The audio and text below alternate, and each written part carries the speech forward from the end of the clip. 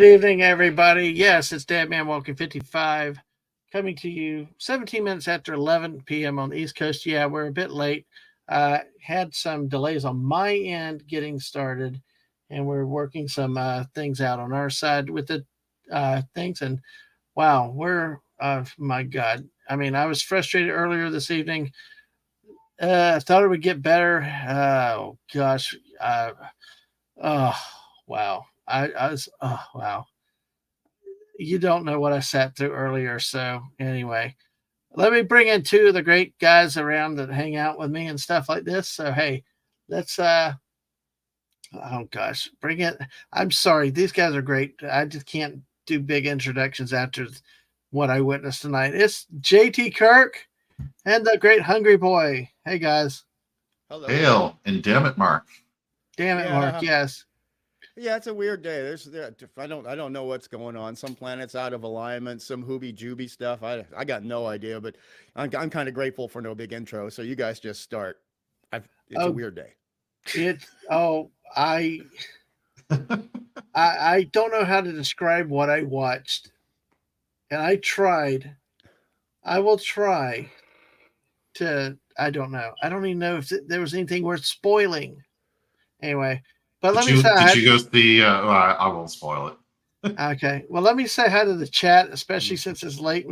We got actually 7 or 8 people actually in here. That's wonderful to see Oh, y'all good. tonight. Masters Maniac Mexico, Triple M, good to see you. Been a while. Good to see you. And if you need a distraction, glad you're here. I don't know how long we're going. You never know. We don't know what topics will come up, but Mm. there's one I'm going to kind of, I don't know, touch around a little bit. So, and Static Smiler, hey, after dark, good to see you. I am ready, more prepared than ever. AFK Bard, good evening to you. Good to see you. Oh Hello, Maddie's man, daddy. Hello, Thor. Hello. yes, exactly. And there's a guy named JT Kirk in the chat. Oi, oi, the stunning and brave Megatron. Oh, great. So anybody, let's see, and I know Benny's daddy. I saw him pop in. Yeah. Uh, yeah, Castle came in for a quick hi before going to bed. Good to see you, Castle. Always good to see you. So, and there's Maddie's daddy. Hell to you, sir. The great Thor. And Jess said, "Hello. Did you see the latest hint of the skin for next Fortnite season? It looks like a fish version of Meowscles." Wow. Mm. No, I didn't. We'll see when it happens. I might be about done for this season. So, uh, we got our football stream tomorrow night, so it's not likely I'll play tomorrow night. And Ang and I may be on the road Thursday night, or we may, I don't know. So, hey, it's been a great season, although I wish they'd get rid of those wilds. So, but let me talk to, we greeted the chat. Let me say hi to these two great guys here. Hungry Boy, hey, thank you for my Bison buddy for being, when I sent it out a couple hours ago, you're like, I'm ready. How are you? I know it's weird time, but hey, good to see you tonight. Oh no, it's fine. It's actually it's about 1:21 p.m. here. So it's a perfect time for me. Anytime you want to stream at this time, this is great. Ah, that's cool. So we'll never know. We'll see how things go, and Mm. we'll see what topics come up. We'll uh I'm still we'll wondering what's going on because I saw you guys were rattling away just before you mhm, came on live, and I couldn't hear anything. So it's going to be a yeah. surprise to me, which is unheard of in today's Hollywood environment, being able to be surprised by something. Nothing much. Just Fortnite's winning lottery numbers, right? Exactly. So Ah. I know. I know exactly. You guys are not a great. big So deal. hey, I know. Hey, this is Hey, just good to be something. on, Dead Man. Thanks. Yes, Right. All thank you. right. Well, I'm teased something that's coming up today. I'm going to hold off on it. It's like you said. It's the moons are out of alignment. It's been a weird day. Frustrations and some things, but hey, I can think of anything better to do coming up. The other thing would be blowing shit up in Fortnite, but hey, um, you guys, great to have y'all here. Let's talk about. Let's start with our little favorite things on the. You want to hit our breakfast cereal topics a little bit while we wait, while we warm up to Oh what yeah. we painfully want to talk Let's about. do Sure. 2 bowls of breakfast cereal topic. Why not? So, hey, well, I mean, yeah, I caught myself hungry, and I we're talked about that where it took us times to do a full to do a actual real stream on the cereal Mm. topics. But hungry, I didn't realize that Australia they didn't really give you the flavors till you shared it with us the other night. It was like Yeah, was aisle. go ahead. No, you go ahead. Please keep going. Oh no, it Go was ahead. basically everything you showed us between Weetabix and all the other stuff. It was like, Mm. I mean, if you were a kid, it's like, oh my gosh, where's the Well, to be excitement? honest, it felt like when I was a kid and a teenager, I'd always loved going back to the United States because of the food. And whenever I'd come back, I thought this is like what they feed people in the military. This is like canteen food. And there's nothing special here. And Australia was extraordinarily health conscious up until pretty much recently, and now it's getting health conscious again, but in the nanny state, not allowing you to do anything fun way. Whereas before, it was just almost like a cultural onus to never get fat, always have proper muscle mass, and spend at least 45 minutes a day playing sport. At least that's how nutbaggy about sport we are here. And so, that's why less than eight, I think in the 1970s, less than 8% of our population was obese. Less than 8%. And that's, you know why? It's because they didn't let us eat anything good. That's why. Yes, yes, And exactly. I mean, Sarah Lee did not get to Australia until I think 1986 or 87. Oh wow. Yeah, and we couldn't make a proper donut, New York style donut, to save our life. The first real pizzas that came in were the crappiest version of Domino's, and that was in the 80s. Mhm. And a Pop Tart or a Twinkie. Oh, no, no, no, no, no, no, no, no, no. Book your flight. That's the only way you're going to get some of that Hostess goodness. And so, yeah, it was. I mean, we had other treats, but it's not the same. I mean, America really knows how to just say, "Damn the torpedoes! We're firing at the cholesterol." It's great. And I don't I say know. that disparagingly. I love it. I don't think Australia would have had popcorn at all if it hadn't been for the American cinema culture. Hmm. We probably never would have popped it. We probably never would have served it. We probably would have been selling like healthy nuts covered in some carob crap. And oh, I hate carob. Mm. But but that's enough out of me. You guys keep rolling with this. Now there's a Anything you like. Canadian. Well, here I'll get around to it in a round sort of way, Mm. indirect sort of way. There is a Canadian cereal called Koala Crisp, and it has a cute little koala on it. I've seen that. Yeah. Australia have like Roo Flakes or Koala Crisp or any type of specifically Australian themed No, because we find that cereals. really, to use an American term, we find that really cringy. Cringy. Yeah. And that's where word I only use that for people overseas. That's not a word we would use, but we consider it culturally embarrassing to do that kind of thing. The only most we're so sports crazy that if we're going to name anything after an animal, it's going to be our sports teams. So Right. we got the Matildas, which is a nickname for a female kangaroo.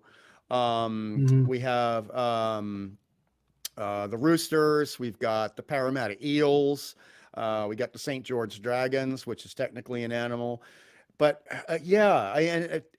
see, we import so much of the American stuff. Then you guys already have your mascots. We just swipe you. That's how and Australians don't like Yeah, to there work you that go. hard. Oh, well, let me say goodnight to Static Smiler. He said, I'm probably going to go to my bed. Bed's calling a Yay. name. Got to hurry anyway. I'm be tomorrow night's stream at 8 o'clock Eastern for SEC football. But I'll see you tomorrow, and I'll have this in the background while I sleep. Well, hey, we always Cool. take pride in putting people to bed around here. And hey, if you can go to sleep, hey, there you go. Now, if you can Now- sleep to a Fortnite stream, it's even better. Yeah, You're more that's good. talented.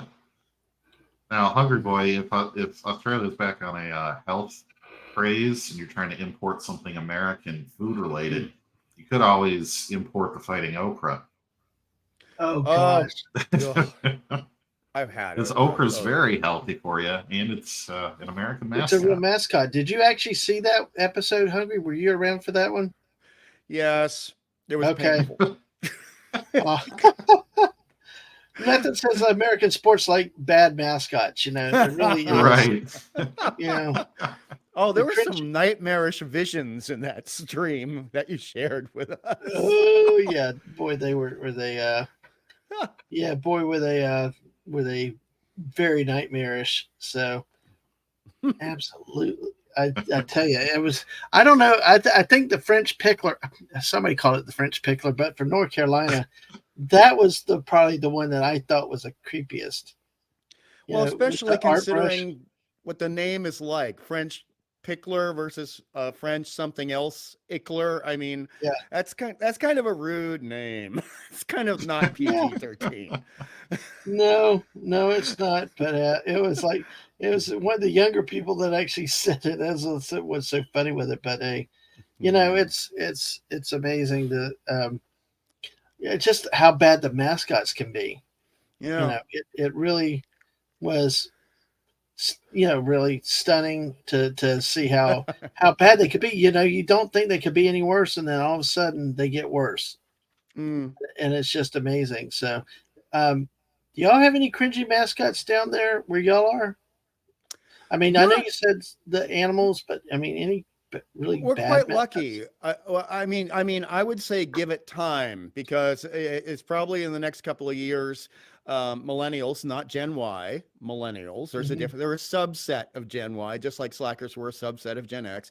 When we get our version of the CalArts idiots designing things, I'm sure we are going to have some Tumblr and BuzzFeed approved bad mascots. I'm sure they're coming down the pike. But we tend to hold on to them as long as possible because when some people have grown up with them since they were 2 years old and people taking their kids, you grow up with a whole stadium thing. Mhm. People here get really pissed off when you make changes to the sports. Messing with sports is the only way you could ever have a revolution or uprising in Australia. See, and we've been joking about that for 20 years. That's like in the South, though. Tell me more. You don't mess with the Southern sports. It's the quickest way to start fights. I mean, you leave family and all over sports and things like that. You really do. It's the further south you go, the more seriously they take it. That is until you get to I-4. South Florida, we kind of take on New Jersey, New York attributes at that point. But Oh, and you know. by the way, Static Jim, that was a good joke. When he said, I'm probably goanna, going to go to bed. Goanna is one of our most popular and intrinsic animals. It's our monitor lizard, although it's different to a Komodo dragon. And they're Oh. amazing, wonderful animals to look at. And they can be very deadly, but oftentimes they're very friendly and mellow. But the trick is, don't have a picnic in a goanna area because they will come over. They will smell the meat on the sandwiches and they will take them.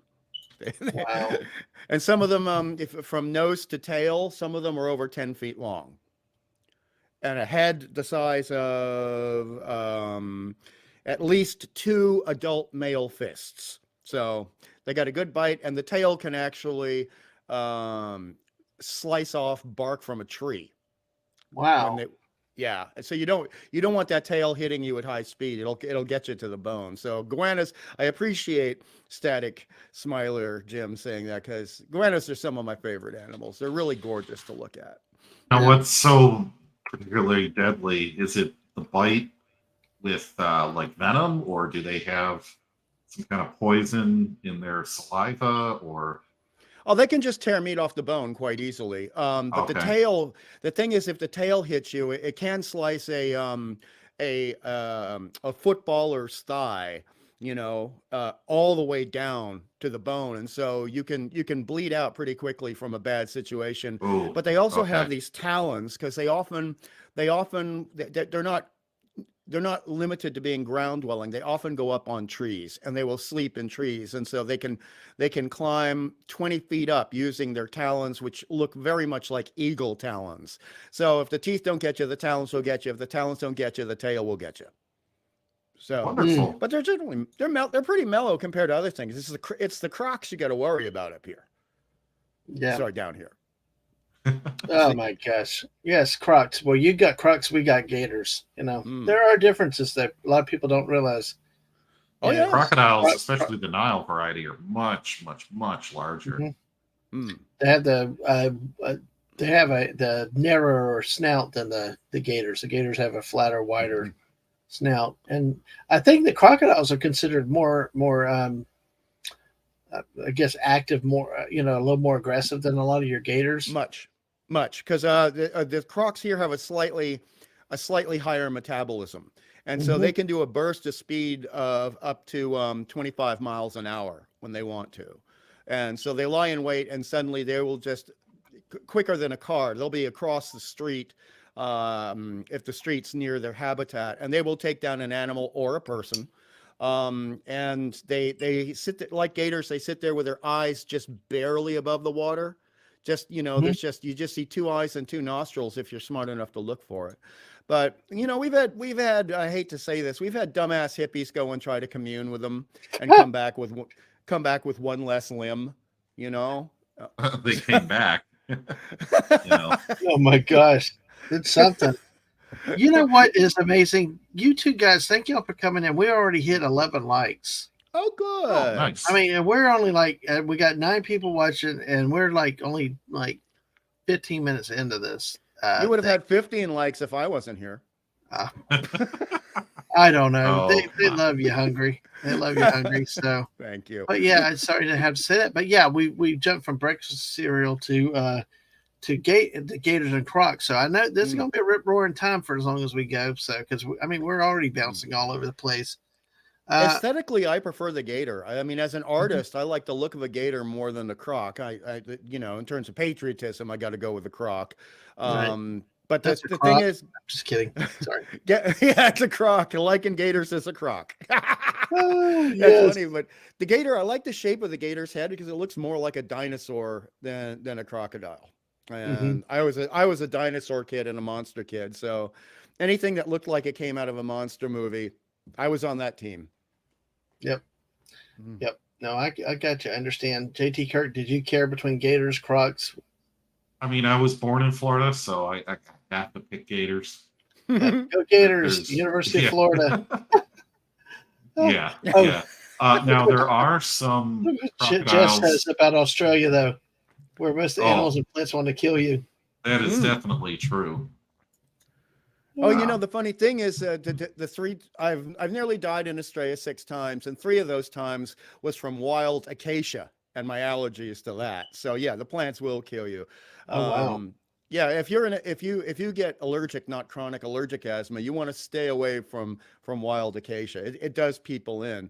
But we have the box jellyfish too, which is it is 90% invisible in water, and Yeah. if it's murky water, it's 100% invisible, and it is something like the 5th most deadly jellyfish in the world.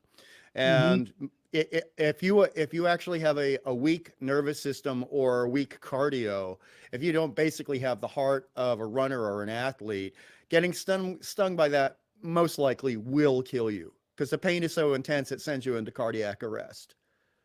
So, and it's I hate to use bad language, but it's a little piece of shit. It doesn't do anything for the environment or the ecology. So, it can go away as a species. The box jellyfish can just go away.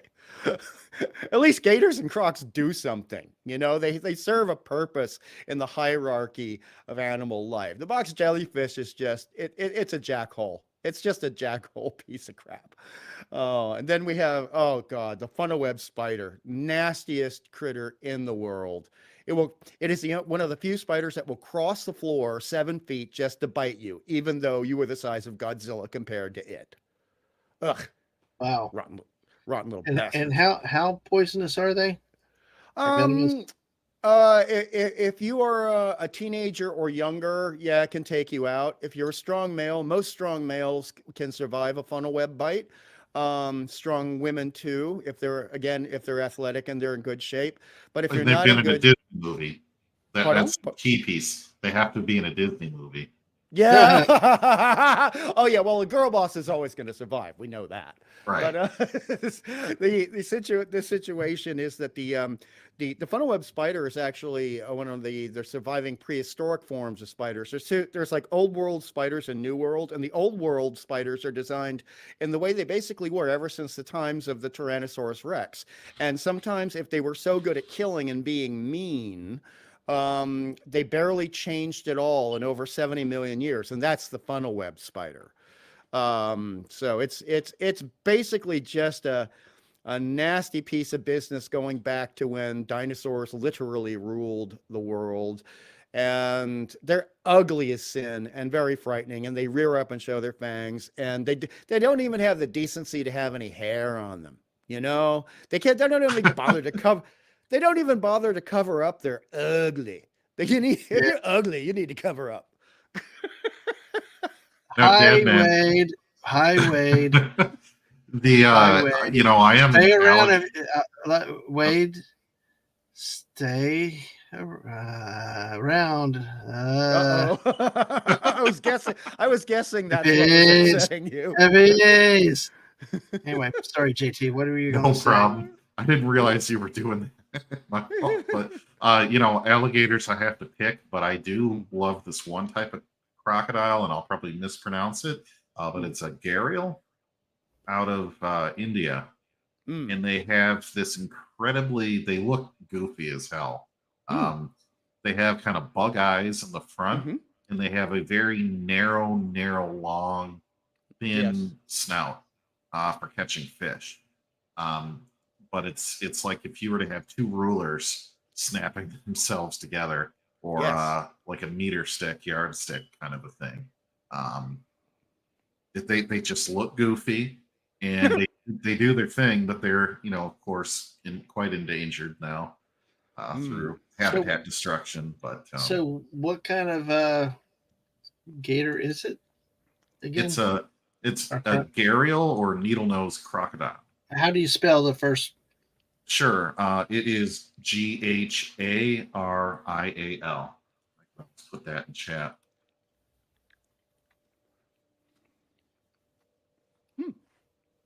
I just was curious to look at it and see. Ooh, Yeah. wow. Almost looks like one of those needle nose sharks. You know. Yeah. Yeah. In a way. I'm butchering the name of it because it's like. All right, let's see. I'm going to try to do this. I'm going to bring up the screen here, and we're going to show it here. Hey, we went from breakfast cereals to wildlife because, folks, I'm going to lose it in a minute with some other crap tonight. Oh, my God. I mean, I'm going to try to not be a spoiler, but I'm going to be like – and so here's – let's see. Of course, we got the 20-second delay before it pops up. So, okay, coffee break. Hey, there we go. Oh, I think that looks kind of cute. That looks like a little bit of a younger one. They do grow to be fairly large. That is one of the better looking ones.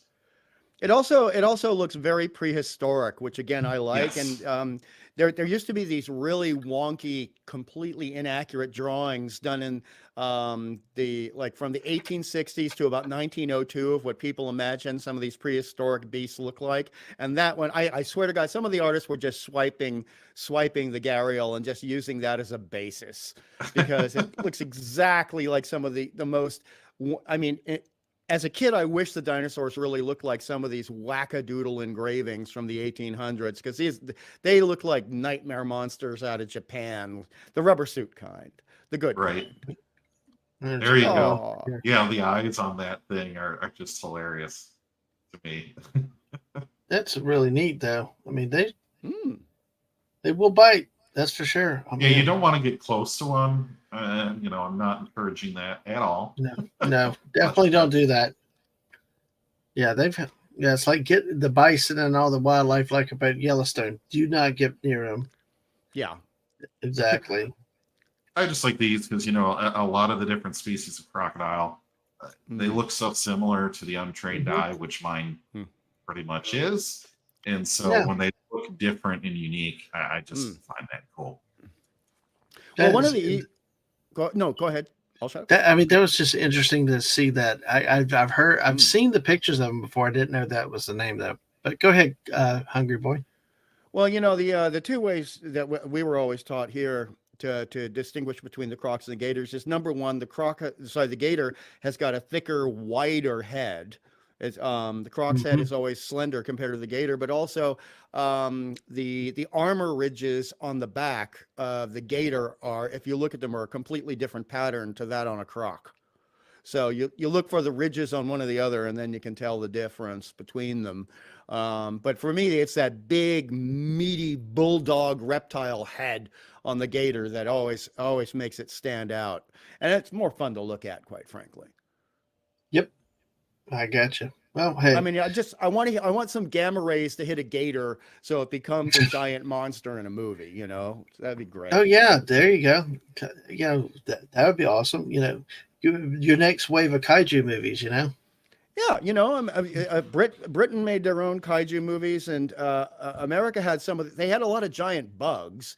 They had the giant Gila monster, which was ridiculous because all they did was film an actual Gila Yeah. monster pushing over toy cars. Good night, Um, AFK. Good night, Good my night, friend. good night, AFK. But you know what? But still, for the time, it probably was very scary. But just doing that. People really had not seen it. And hell to Pop Culture Republic. Good to see you tonight. Hey, PCR, how you doing? I'm sorry. Just needed to say a hello and a goodbye. But yeah, I mean, the Gila monster was. You knew that's how they were filmed. Looking back on it, you're like, how could people like that? But at the time, it was the leading technology, wasn't it? Well, there was stop motion animation. You could make great monsters, or the Japanese were making suit monsters at that point. They just started. The giant eel monster was in the 50s. Godzilla, or proper name Gojira, started in 54, and then there was a follow-up in around 55 to 56, which had the first double monster feature. So that was the first time you had one giant monster fighting another one, except if you count King Kong and Son of Kong in the 30s, that's when you had the stop motion animation where you take a puppet that has a metal skeleton and has sculpted rubber done from molds from sculptures in clay, and then they put that around the skeleton, and then they move it 1/16 of an inch for every frame of film. They shoot the film frame by frame. So it takes about 8 hours to get 1 minute of footage doing this technique. And that's where we got the first two King Kong movies. And then you had the assistant to the guy, Willis O'Brien, who did the King Kong movies, Ray Harryhausen, but he perfected the technique. And he's the guy that did all the animation and the great monsters for those Sinbad movies. So you had the Seventh Voyage of Sinbad, the Golden Voyage of Sinbad, and then Sinbad in the Eye of the Tiger. We covered these actually on Clubby's Clubhouse. But he also did Earth versus the Flying Saucers using this technique, and he also did what was it? It Came from Beneath the Sea, which was the first time we'd seen a proper giant octopus, so big that it actually destroyed the San Francisco Golden Gate Bridge, a magnificent scene. So that thing is, though, it's very expensive. It's very expensive. So some people said, well, what if I just take a lizard and I do a little bit of miniatures around the lizard, and then I put some meat in front of the lizard's nose so it pushes its face through the little fake building, and then we'll just call it a monster movie, and hey. And they do the same thing with tarantulas. They'd film a tarantula yeah. walking towards walking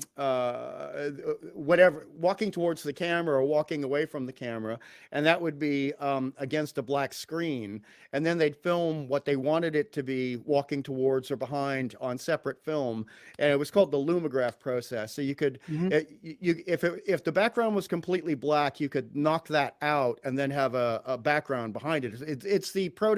It was the forerunner of green screen and blue screen, which is a superior process.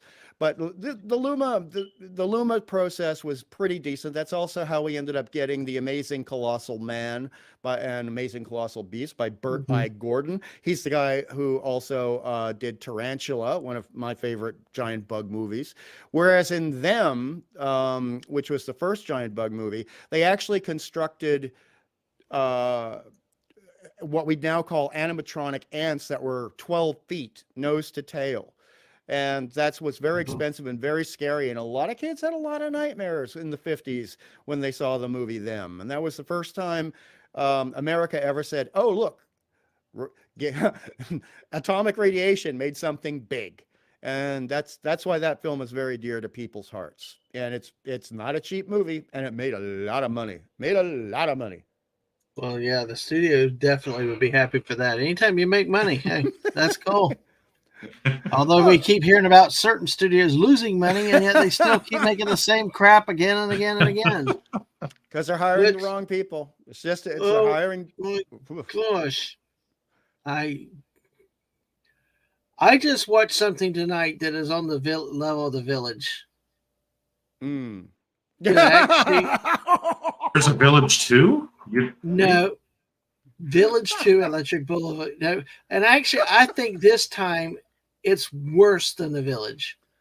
Oh no. Oh I'm not no. going to. I'm just trying to make everybody happy. Get people time to come in and say hi. I'll try to talk in code because I'm not going to do a. You're not going to do a I'm, full rant stream, huh? I'm not going to do a rant stream, but I'm not going to do a review stream because that would be like 35 seconds. Yeah. But 35 seconds. it's yes, exactly. So yes, but yeah, we'll see and wait if you're still there. It's one of those things I don't like doing spoilers because I know a lot of people do it, but then again, I view it as after a week, if you haven't seen it as a fandom, then Hmm. all bets are off. I mean, even after a couple days, but then again, I would put something up. I'm sure, I put something up if I need to. If I'm going to do spoilers, I'm going to try to do spoilers, but I need to stop. Let me move on because I'm about to say a smart ass comment that would probably end the whole thing right there and just make it. Let's keep the drama alive. Keep people around. So The tension, the anticipation. Pop culture says studios losing money. Gee, what wonder who that could be? Billion here, billion there. Pretty soon talk about real money. That is so true. You hear the different things, and with the economy, it's and different things. It's Hey Admiral Teague, hey, welcome in. Good to see you. Good to see you tonight. So we're just kind of winging it and rambling here. Hey, everybody, share the stream out. We've got 445 subscribers, 5 more till we hit the great magical 450. Why it's magical, I don't know. It's a nice round number that I like. Make sure you've hit that like button already too. So appreciate y'all. Got the great JT Kirk and Hungry Boy here with me. Just hanging out a little bit. We started with breakfast cereals, then got to animals and gators and crocodiles and giant bug monsters. Giant bug monsters. So what did you have? What was the scariest movie that you ever saw, or what kind of animal would you say was probably the first that you could remember that really scared you? It was actually a real animal. It wasn't in movies and television when I was a child. But ever since I was the age of 3, and I was very, very into marine animals, marine biology, etc. The lamprey and the hagfish scared the hell out of me. When I just seeing photos between the ages of 3 and 5, seeing what the wounds would look like. But they didn't tell you in the books that they mostly go after dead or dying things, right? And they can sense that, but you basically got this big round sucker of a mouth, and then it's just got rings and rings and rings and rings of teeth on it, and it looks like a giant worm, even though they're technically in the eel family. And they will latch on, and they will just grind with these concentric circles of fangs to wear away the flesh and just start slurping the blood out of you. And this meant that I was terrified to actually water ski until I was about 19 years old. And I still didn't like water skiing, but because basically anywhere that I was offered a water, take me to a lake, I'll be fine, right? But everyone wanted to water ski in the open ocean. But a river or a lake, that's fine, because you're not going to find lampreys or hagfish there. And if 99% of the time you will not find a shark in a river. Mhm. 99% of the time. Bull sharks in Australia have on occasion swam upriver and gotten some people when in a town, over half a mile away from the waves. And that's just psychotic. But what Mhm. about you guys? Did you have any animals that really frightened you when you were younger? Spider was mine, especially the Mm. tarantula, and it came from, and that's kind of where I started with the question was like in movies, like Mm. what was, especially in a movie context, what's, well, I know that Jaws made me not want to go to the beach, Mm. even though I never really watched Jaws at that age. Just the thought of an evil shark out there, but really it was a tarantula, the old black and white movies, Mm. and to this day I still cringe with spiders. I don't. They really freak me out, and I don't like them. So, what about you, JT? Oh, geez. There'd probably be two. The first one would be like spiders, especially the tarantula. But the Mm. hair and the big size, just Mm. no, not doing it for me. And then the other one would have to be snakes. To this day, I still hate snakes. Mm. Snakes. You What, it had know, to be snakes? exactly. That's a That good one. Indiana Jones scene, actually, I hate that. Like, oh, it's terrible. But mowing lawns and stuff for people a lot as a Oh yeah. teenager, good money. But around where I am, you'll see little tiny, garden snakes, stuff like that are maybe a foot and a half long. If Mm. you're lucky, aren't going to bite you. You're going to try to run away. There's only two poisonous snakes where I live, and neither Mm. one of those are going to be in like your little garden area. And they have a rattle, so you're going to know if you get close to them most of the time, right? See, that's a So there's point. nothing to fear, but I still Yeah. hate snakes. And then, hearing about all the people that have let Burmese pythons and anacondas Yeah. and all that out in Florida, and just how watching all those videos now where people Mm. are, in newer subdivisions and things that are kind of on the edge of some more rural areas, and they just see, these 6-foot pythons going over their fence and stuff and getting into their backyard. I'm like, oh hell no! Like, Nope. Those are naturally occurring here. I'm glad you never visited me in the place I used to live, JT, because mhm. one of our most poisonous snakes, which is something like the 8th most poisonous snake in the world, is called the king brown snake. And on my property, we once found one that was 7.5 feet long with a head the Oh, size of a fist, and they're silent but nasty. At least the rattler is polite, lets you know, and it right, doesn't want to be messed with. right. And so we had that one, and we had a 8-foot python that used to like climbing the balustrade of the house. Ew. It would actually sleep in the area between the ceiling and the roof, in the crawl spaces. But it kept the mice and the other rodents out of the house. It would just eat them. So we look at them as a natural pest control here. But I just wanted to quickly answer about stuff that scared me as a kid. It was the big gooey monsters like amoebas, Mm. or things with tentacles, things that were absolutely not like anything on Earth, but they would dissolve you as they ate you, like the blob. So that kind of Oh, stuff okay. freaked me out. Yeah, Oh I can man, see that. Like your octopi and things like that. Yeah, I mean, octopi. oh, I love octopi. Octopi never scared me. I was fascinated by them and cuttlefish and squid. I love cephalopods. It's specifically the stuff that has no true form. It's just gooey and can come under the door and then, crawl up the wall and then drip on your face while you're lying in bed and dissolve your head off, and just leaving a skull and nothing else. And then Oh gosh. slowly make Yeah. its way down the rest of the body till there's just feet there when some Oh man. unsuspecting chick walks into the room and she screams seeing the skeleton with some feet. So Hey, theme park you did casual. Good to not. see you tonight. Yeah, what an Hello. entrance. Hungry Boy, you did not like the episode of TNG where Tasha Yar was deleted by that black Pulatar. That didn't bother me Armis. because the TNG was so damn goofy, especially in the first season. And I can't Perfect stand line. Denise Crosby. I can't Hey. stand her. I was like, yeah, eat her now, eat her, do it. What a perfect line, theme park casual. What the heck did I just walk into when you were giving that description? So, I would Sorry see about in that, man. Australia, But do those pythons have any natural predators? Yeah. But see, See- you know what Hungry said there, though, that was something that jumped out at me with the shows and the movies. You wanted Denise Crosby gone. That's the way I felt the last several Godzilla movies. It's like, please eat the humans, please step on them, please, yay, monsters. What a waste of that poor little gal from Stranger Things. I mean, She was. kind of Is that Millie? yeah, Millie Bobby Brown. She was one of the ones that was the most annoying to us. We're like, please eat her, please. Step on her, something.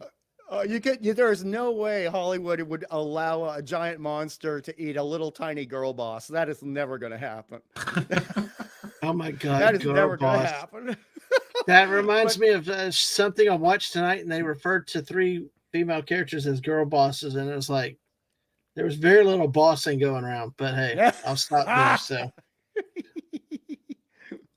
But no, see, Hungry Boy, the thing, those pythons in Florida have just eaten every single, like anything in the swamp.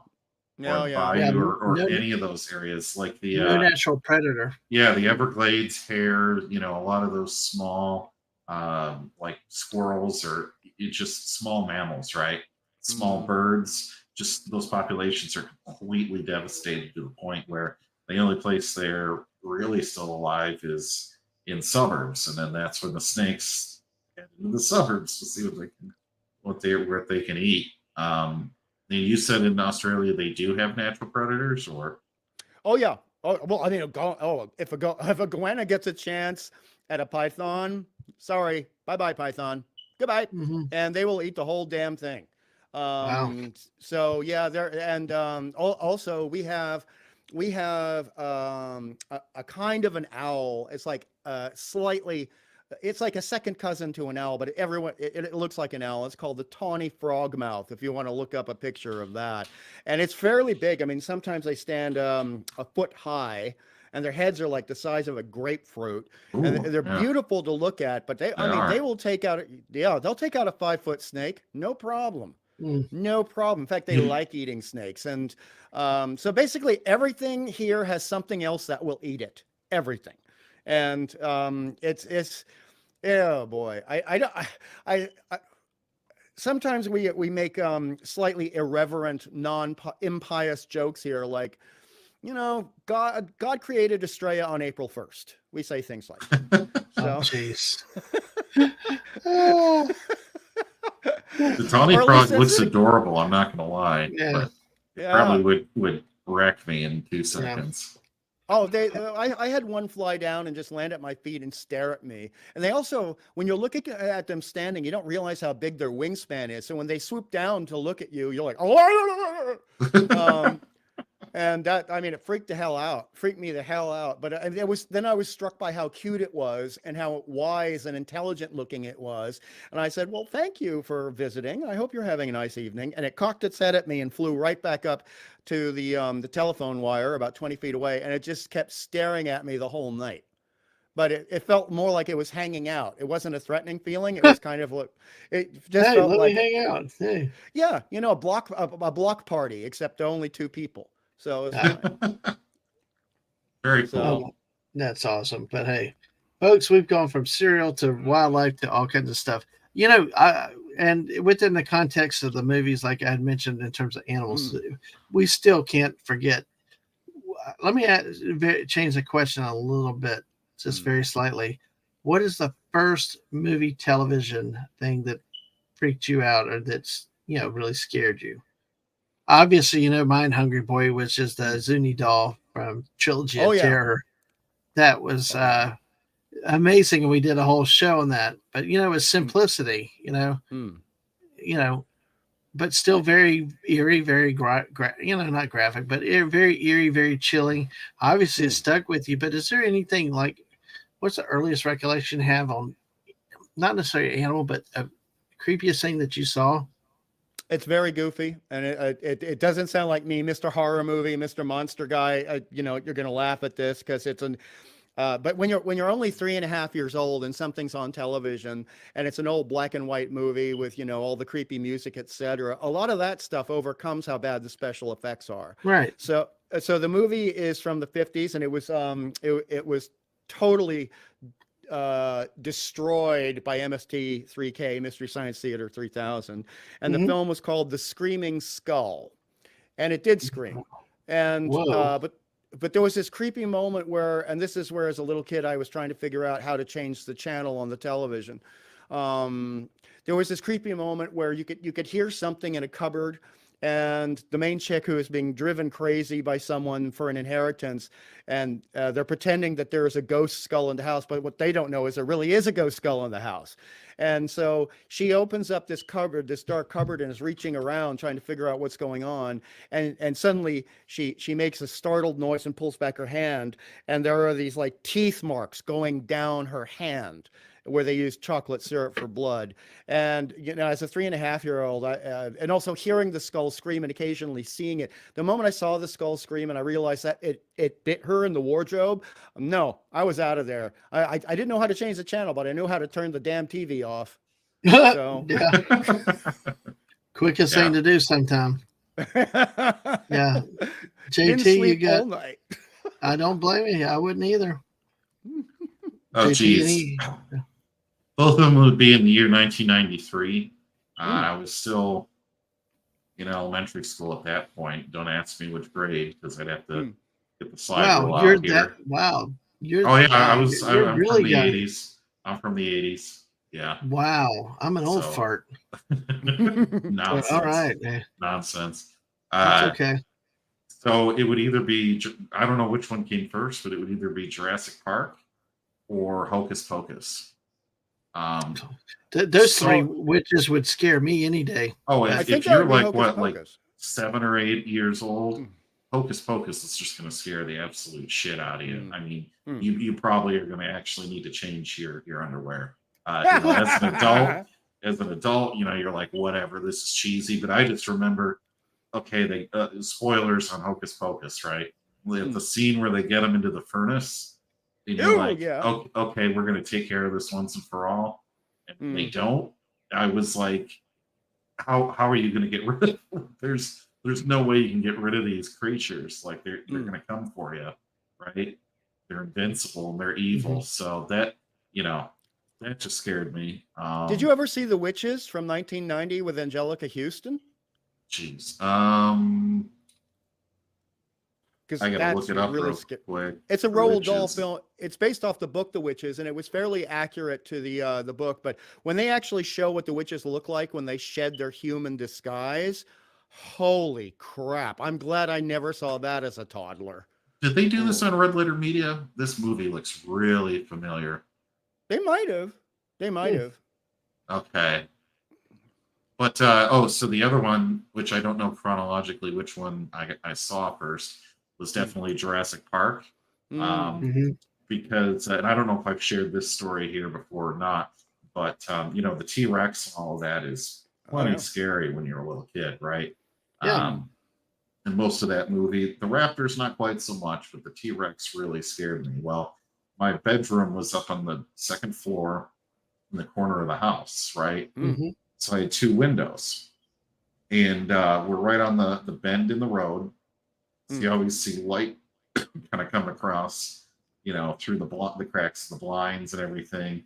So you just felt kind of exposed, Yeah. And so the nightmare was the T-Rex would be tall enough to look at you in through the window, Yeah. second floor, and get you.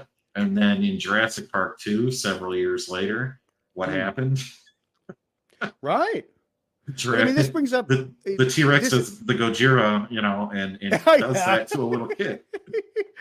So Oh my and also gosh. it was so for the time it was so realistically done, and a lot of people forget. I mean, certain people on certain channels say, oh, the CGI back then was better than we're getting now, but they forget that half of the time you saw the T-Rex, it was actually created by Phil Tippett, the guy who created the Terminator, the Right. robot form of the Terminator, and most of it was animatronic. So they actually had a head, the size of a small kitchen for a lot of the T-Rex's close-ups, and they for some of the quiet body shots where it's not moving too fast, that was a fully realized, made out of physical material dinosaur with fangs. So I can totally relate. I mean, when I saw Jurassic Park the week it came out, There was some dumb bunny. I'm sorry to sound sexist. Some dumb bunny who brought a 2.5-year-old to the theater.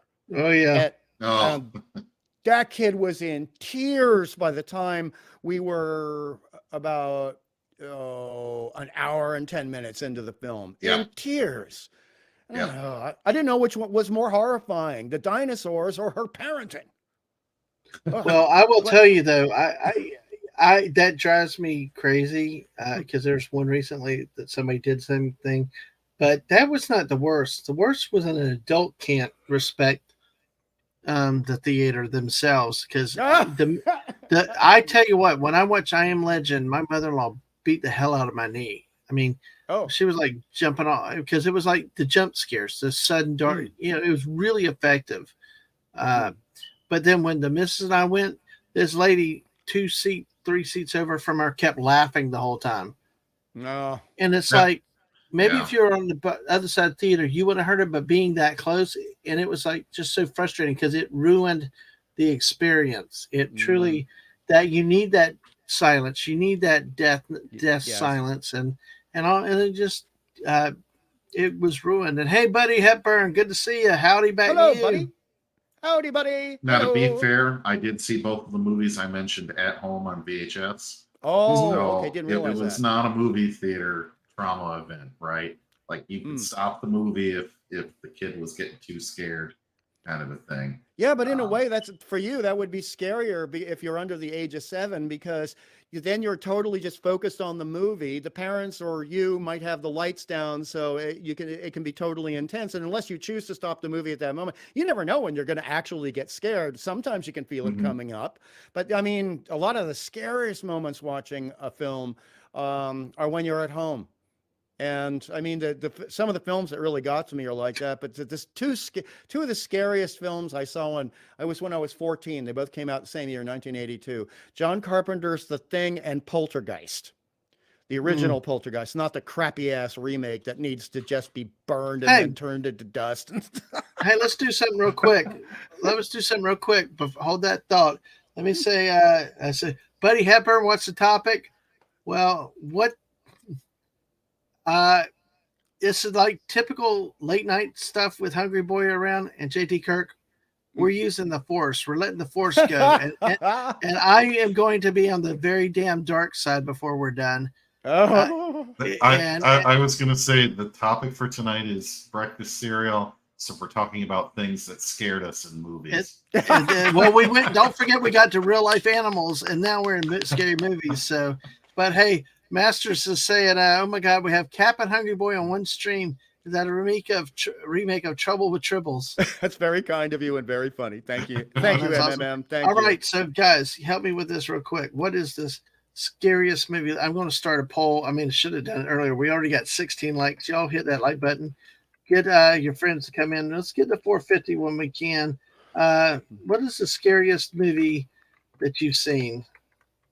As well, are you saying as a child or as an adult? In general, what is the scariest? Like Exorcist is probably one of them. Yeah, you have to throw The Exorcist in there. Okay.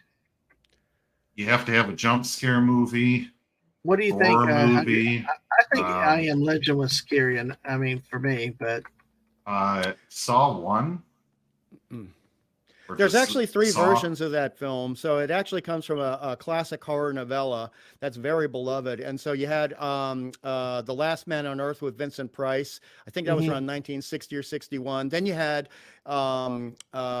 oh God, I can't believe I'm forgetting his name. But you had a 1972 version called The Omega Man with Charlton Heston playing the lead role. That was really intense with Charlton Heston. Also had one of the first real sort of interracial romance things going on.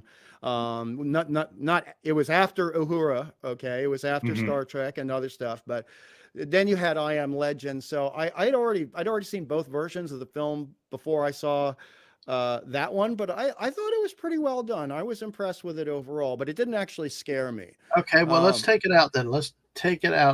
Because if it's really not, but I mean, let's think of Exorcist. You think a Saw movie would be good? Exorcist for me is it is particular. Let me just say, I had my my first communion, and then I had my confirmation. And Mark and I joke about this all the time. The Exorcist is a totally different movie to Catholics. Totally different movie Okay. than most people. And atheists, it doesn't hit them as hard. It doesn't Right. hit them as hard. Well, we'll But then go you with have- it because it looks scary and stuff like that, and it's got a Oh. famous reputation. So It does, but then there are other films that a lot of people don't see and that didn't get wide play in the United States when they came out. And these are films I don't want either of you or anyone else in the chat watching. All right, do not. These are films to avoid. yes, So the one that really got to me, and I was only able to watch it 1.5 times, came from 1980. And that's a guy who is infamous in the horror scene, an Italian guy. Italians know their horror, called Lucio Fulci. And he did this trilogy of horror films that are all loosely related to each other. But the middle one is actually called The Beyond. And it's basically about revenants. So, you know, you have ghouls, which are what most people call zombies, which, you know, are quasi-living or undead creatures that move around and eat the living. Real zombies come from Haiti. They're undead slaves. But a revenant is somebody who died in a horrible, violent, awful way that affected their soul so badly that soul then repossesses their rotting corpse, and wow. it comes out Yeah. at night. And basically they will not stop until everyone that wronged them is dead, or the flesh has completely rotted off the bone, so the skeleton falls apart. Wow. So that's All right. pretty intense. Yeah, Okay, yeah, that's Red enough. Letter Media just- covered some yeah. Lucio Fulci films. Yeah. I don't think that one, and they sounded like something I didn't want to mess with either. mean, So if we got, let's start 3 more movies real quick. We got The Exorcist. What should we do? The Did Corn- you say Children The of the Thing? Corn. Did you say The Thing? Oh, The Thing, and John Carpenter's The Thing, yes, Yeah. and also because JT was talking about being on a second story. You know, you have the tree in Poltergeist that actually Oh. ate, and then, you know, ate the kid in the movie, but then the kid gets recovered from the tree before the tree kind of digests him. So that was a really horrible scene. But The Thing, yeah, and that, again, that goes to the goof, the shapeless stuff that I was talking about before, Dad Man. You know, because when the Thing reveals itself, it is actually formless and recreating parts from everything that it's devoured. And oh yeah, wonderful film, but not for the squeamish. Not for the. Well, here's the poll. We got, what is the scariest movie? Well, scariest you've seen, obviously, is a movie. The Exorcist, The Thing, Children of the Corn, Poltergeist. So let's see where this goes.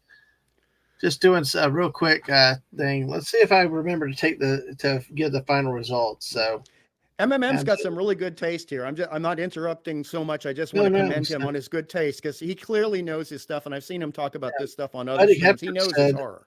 Buddy Hepburn said The Descent. Pop Culture Republic said Alien 1979. Oh yeah, terrified me. Yeah. Yes. Metropolis. Almost all predictions came true. One step missing. Yeah. No, an alien property that's scary is the ride. Alien. Yeah. Oh, I haven't been on that. Your first time through. Oh, it's an old one now, but a lot of jump scares with aliens and Ooh. strobe lights and stuff. Yeah. And see, I guess that's the thing, is it depends on disturbing versus scary. Yeah.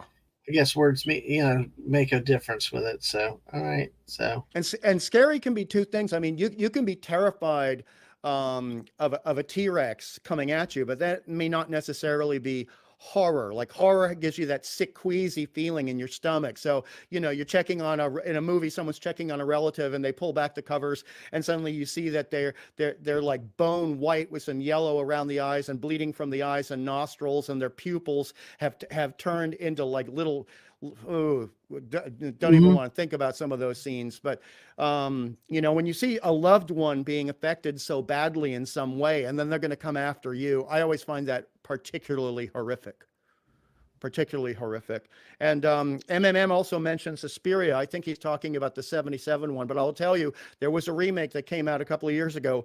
No one watched that. I sat through it. Nobody watched that. That will get you. You will swear off horror movies for a year if you watch the remake. wow, that's I definitely, yeah. I'm very little in the horror. I wouldn't mind psychological, but if it's like that bad, yeah, I wouldn't even walk near it if it's that bad. So, oh man. Oh hey, at least we got a poll question going again. Let's see if we can remember to shut it down. But yeah, you know, isn't there the one, The Mist? Yes. or is Yes. it the fog? I'm trying to remember the mist or the No, fog. there's both. You're correct on both counts. There was John Carpenter did The Fog, and it's one of my favorite horror films involving revenants. By the way, Well, people off the boat come to get the living who wronged them over 100 okay. years ago. Then I'm thinking And of then the you Mist, also I have think. the Mist as well, which is based on a Stephen King short story. Is that the one Um, where the creatures got in the all kind of yes, freaky creatures are there? Yeah, then that's the one I'm yes, thinking of because they had it on TV once, or there's a movie, and then of course they're all locked in a grocery store, and yes. uh, yeah, and just really Horrible bizarre. things happen. Yeah, Horrible things horrible happen. things happen, but yeah, it's like, it just. I think that one is where I was drawn to was because of the freaky creatures, you know. Yeah, and also what they do is terrifying, and the concept of it, like not knowing where they're coming from. But there was this implication at the beginning of the film, and this is the theater version, that the government had made a interdimensional mistake, shall we say, and that's where these creatures came from. Hmm. And the thing is, the more they attack, the ones that come first are bad enough, but what you realize is that the bigger ones and the more dangerous ones are slower. So as the film progresses, the beasties are getting bigger and meaner, and everybody's just lunch. Everybody is lunch. Uh, And it's like a bargain buffet for the Lord. beasties. Oh, that's too funny. Oh, and so the first Fog is really good, and thank you for mentioning that, Buddy Hepburn. The remake is bloody atrocious. It is one of my most dearly, almost as Mhm. bad as The Village. I hate that movie so much. So, ugh. What do you think Well, of I found Texas something. Chainsaw 2? I, Oh, sorry, go I ahead. found something to redeem the village tonight. I'm You mean by comparison? By comparison, right? yes, I'm not exaggerating. I'm sorry. Go ahead, JT. Oh, I was going to say, Hungry Boy, what do you think of Texas Chainsaw, the You mean the remake, original from '73? or the remake compared to the original?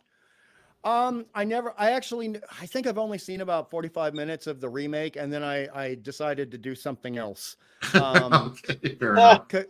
Well, the thing is, I'll be honest, like sometimes we have our bugaboos, or there are some things that we find distasteful, or there's some things we're just not interested in, and or, what they call tropes, or tenets in films, etc., or themes. And cannibalism just doesn't do it for me, unless it's a supernatural monster eating us, or a sci-fi monster eating us. That's different. But if it's basically humans that just like to eat other humans, I'm like, nah. I flip it the middle finger and change the channel. There you go. That's the spirit. Oh, without apologies, without exception. But No yeah, apologies for that. Cannibalism can just, yeah.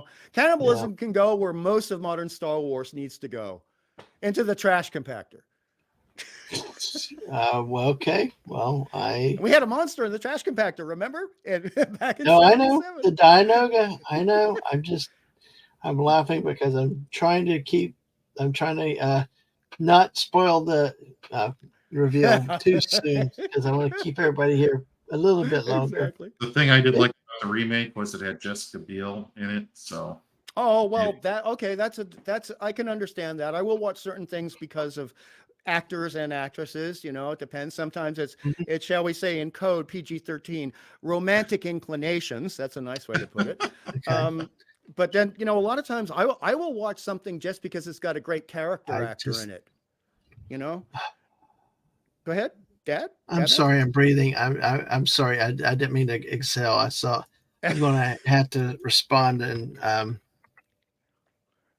but go ahead, finish your thought. I'm putting something to change the banner real quick. So go ahead. Well, I mean, there are remakes of certain things, like Triple M mentioned Nosferatu, and I love the 28 version. And then there was a remake, and the only reason, I mean, I was kind of interested in the remake, but the real reason I went to see it is because of a character actor from Europe called Klaus Kinski, who is a lunatic, but it makes him a very interesting character actor. And he's actually done a fair amount of horror films. If Vincent Price was in something, I don't care how bad it was, I would watch anything with Vincent Price. Boris Karloff is a close second. In comedy movies, this is especially true. I mean, and I'll be honest, this is going to make me sound like a bit of a normie, but in the 90s and the early 2000s, if Sandra Bullock was in something, I'd see the movie. Oh, hell You yeah. know, I really, as a character actress, and she was funny. I liked the movies that came out when John Travolta made his comeback in the late 90s and early 2000s. I mean, Samuel L. Jackson. Yeah, I don't give a shit about, pardon my language, I don't give a jot about shark movies. But the moment I saw his name on the poster for Deep Blue Sea, Mhm. I was there opening weekend. Samuel L. Jackson, love that guy to tears. Yep. Absolutely. Except as a Jedi. Sorry, I couldn't resist. All right. All right. It also helps that in the This is 90s, time. you didn't hear all the politics of Sandra Well, Bullock this is either, so time. you could It just is. enjoy her. It's time. It's time. Oh man, we didn't save all the things. So I didn't mean to rush you. It's just, sometimes. no. you- I you gotta sort of- edit this real quick because it's not. I didn't say everything. Now, Yeah, MMM says cannibalism is boring. You find it at any given corner. Oh, God. Um, I personally haven't experienced that. Hmm. We do have an international audience, but hey, there you go, Hungry Boy. Right. So Cannibalism popular in Australia? Luckily not. Well, I mean, if you go back to our past, where sometimes people would escape from prison, right? Or they were dumb enough to go there into you areas of Australia where nothing that walks on two legs is ever meant to be there. All Mhm. right. There are just places here you don't go. And if you do go there, you're probably a dumbass hippie. And Yep. you get what's Hippies. coming to you. All right. Sorry. All right. No, you're fine. You're fine. Buddy says Deep Blue Sea is great. Now you really did not like Mace Windu as a Jedi. I mean, I was Same just answer. making it. I was only making a joke because we know okay. I have guessed what's Yeah. coming up on this stream. Yeah. I couldn't help Yeah. it. Yeah. Oh God, you don't need Darth Maul for more pain and oh my God anymore. Darth Maul, he didn't offend me. He was just incredibly boring. Oh God, no! Fuck no! Darth Maul is a stellar rock star considering to the crap I saw tonight. Oh man, I this is wait- going to be pillaging And time, I'm isn't going to say to anybody, watch everything for yourself. it? Mm. You're entitled to do it. You may like it or whatever you do. All power to you, whatever you want to do. But I watched something tonight that my beloved franchise is completely dead if it's not dead. I was before. Oh, 2 no. episodes with zero fucking life in it. It was like no passion, just member berries. The few didn't even pull off correctly or well. I just really, if it was not for the chat that I was watching it with, Mm. then I'm serious. I had more fun in the village than I had tonight, except for the chat. Whoa. Yes. Whoa. I don't know whether I don't know whether I was supposed to feel stunned, stupid, or what. I couldn't. Everything fell flat. It's like there were repeats of things from other movies, other genres, not just necessarily Star Wars movie. It all felt like dead to me. It felt like I just didn't get it. But like I said, folks, listen. If you love it, if it's what you think, all the more power to you and all. Hey, hell to you, Small Time Republic. Now, see, if this is the assessment, then I'm glad I didn't watch Book of Boba Fett or Kenobi because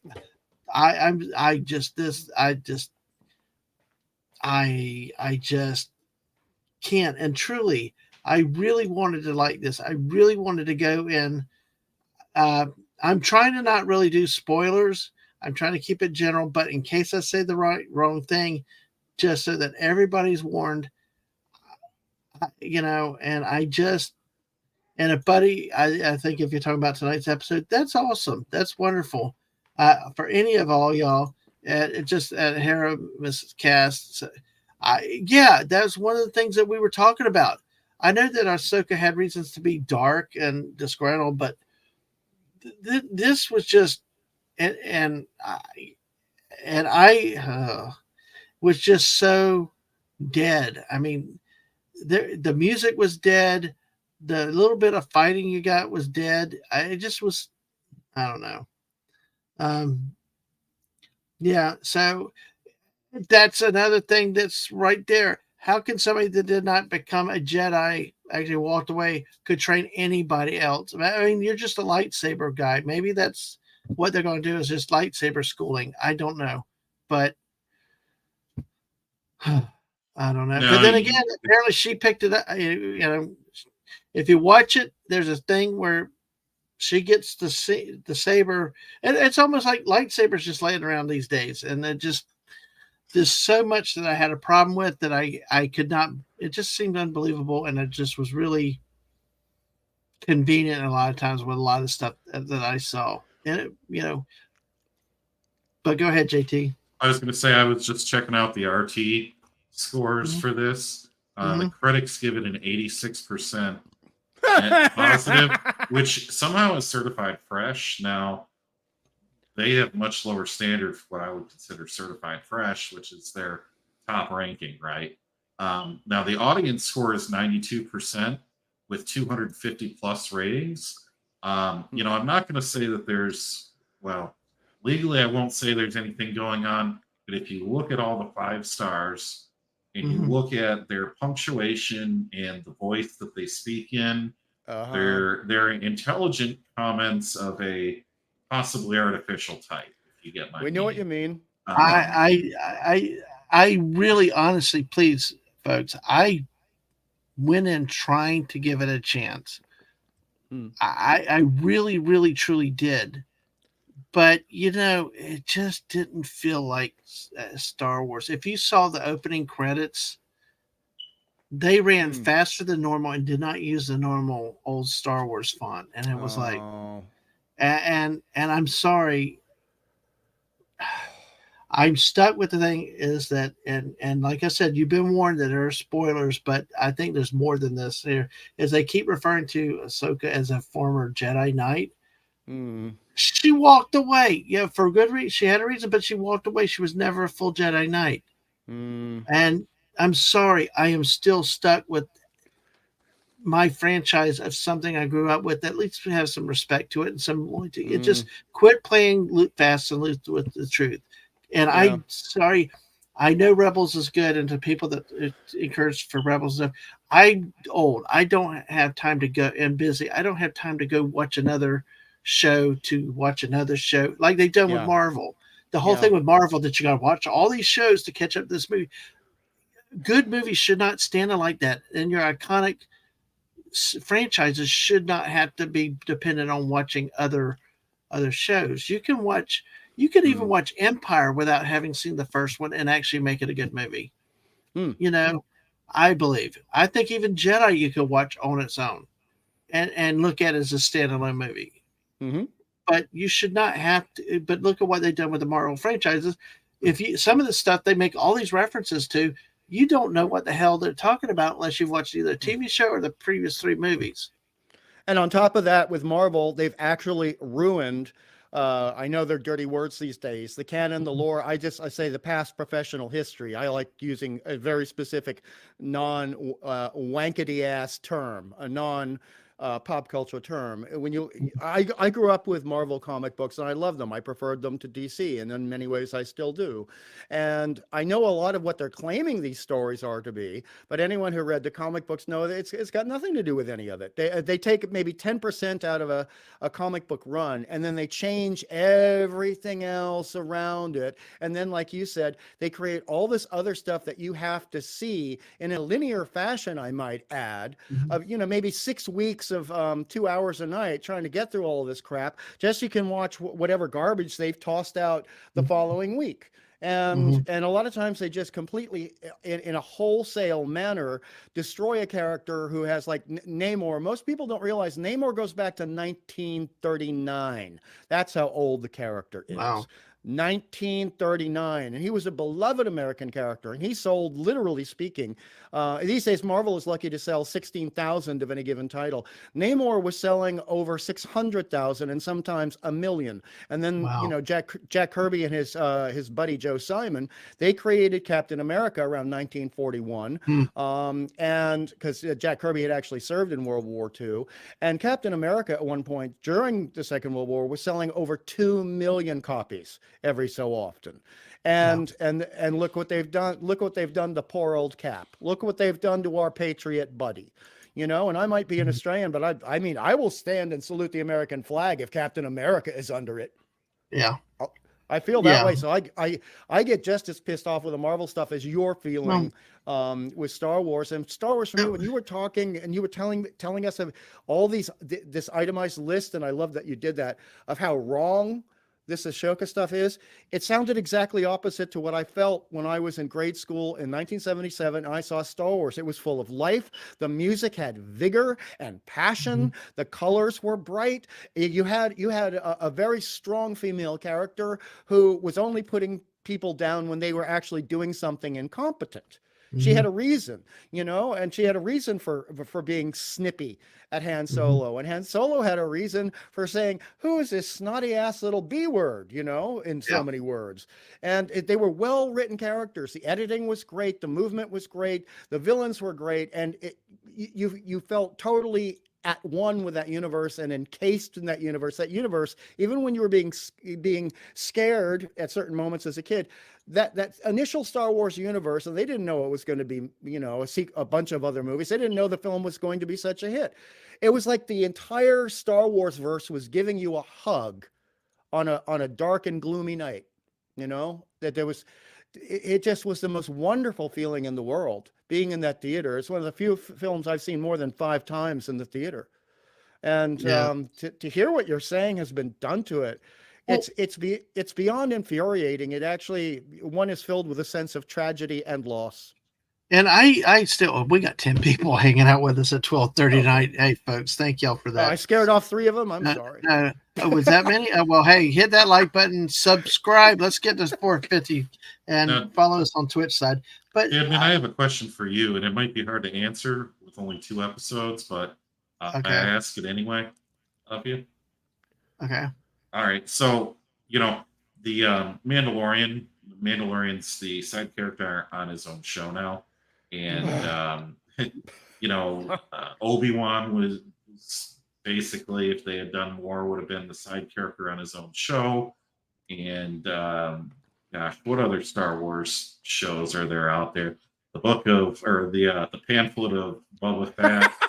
He was not real, but now Ahsoka is the strong, independent female Jedi, right? So now that Disney doesn't have to sideline her on her own show, do you think the thing has a little more gas than some of these other Star Wars shows? How long before you see a Lizzo and Jack Black level cameo on a show like this? Okay, we're going to get into some spoilers then, folks, but there is information out there on websites like IMDb and other places that you can see some things with that question. But I seriously want to be careful, especially with you guys out in the chat. Like I said, I cannot say how much, if you like stuff, please don't let whatever I say, offend you, affect you, whatever. You have every right to like what you like and whatever. Because I don't want to be one of these channels that all they do is pound on Star Wars or, KK is going to be fired, those type of things. Because that's not the purpose of my channel. Sure. It really isn't. But no, I love you come off completely even-handed and objective. I mean, you even kind of you were even being nice on certain moments when we pillaged the village. You're an even-handed guy, and I respect that. But I just try to do this because I know that there are people that love it out there, But I really tried with this one too.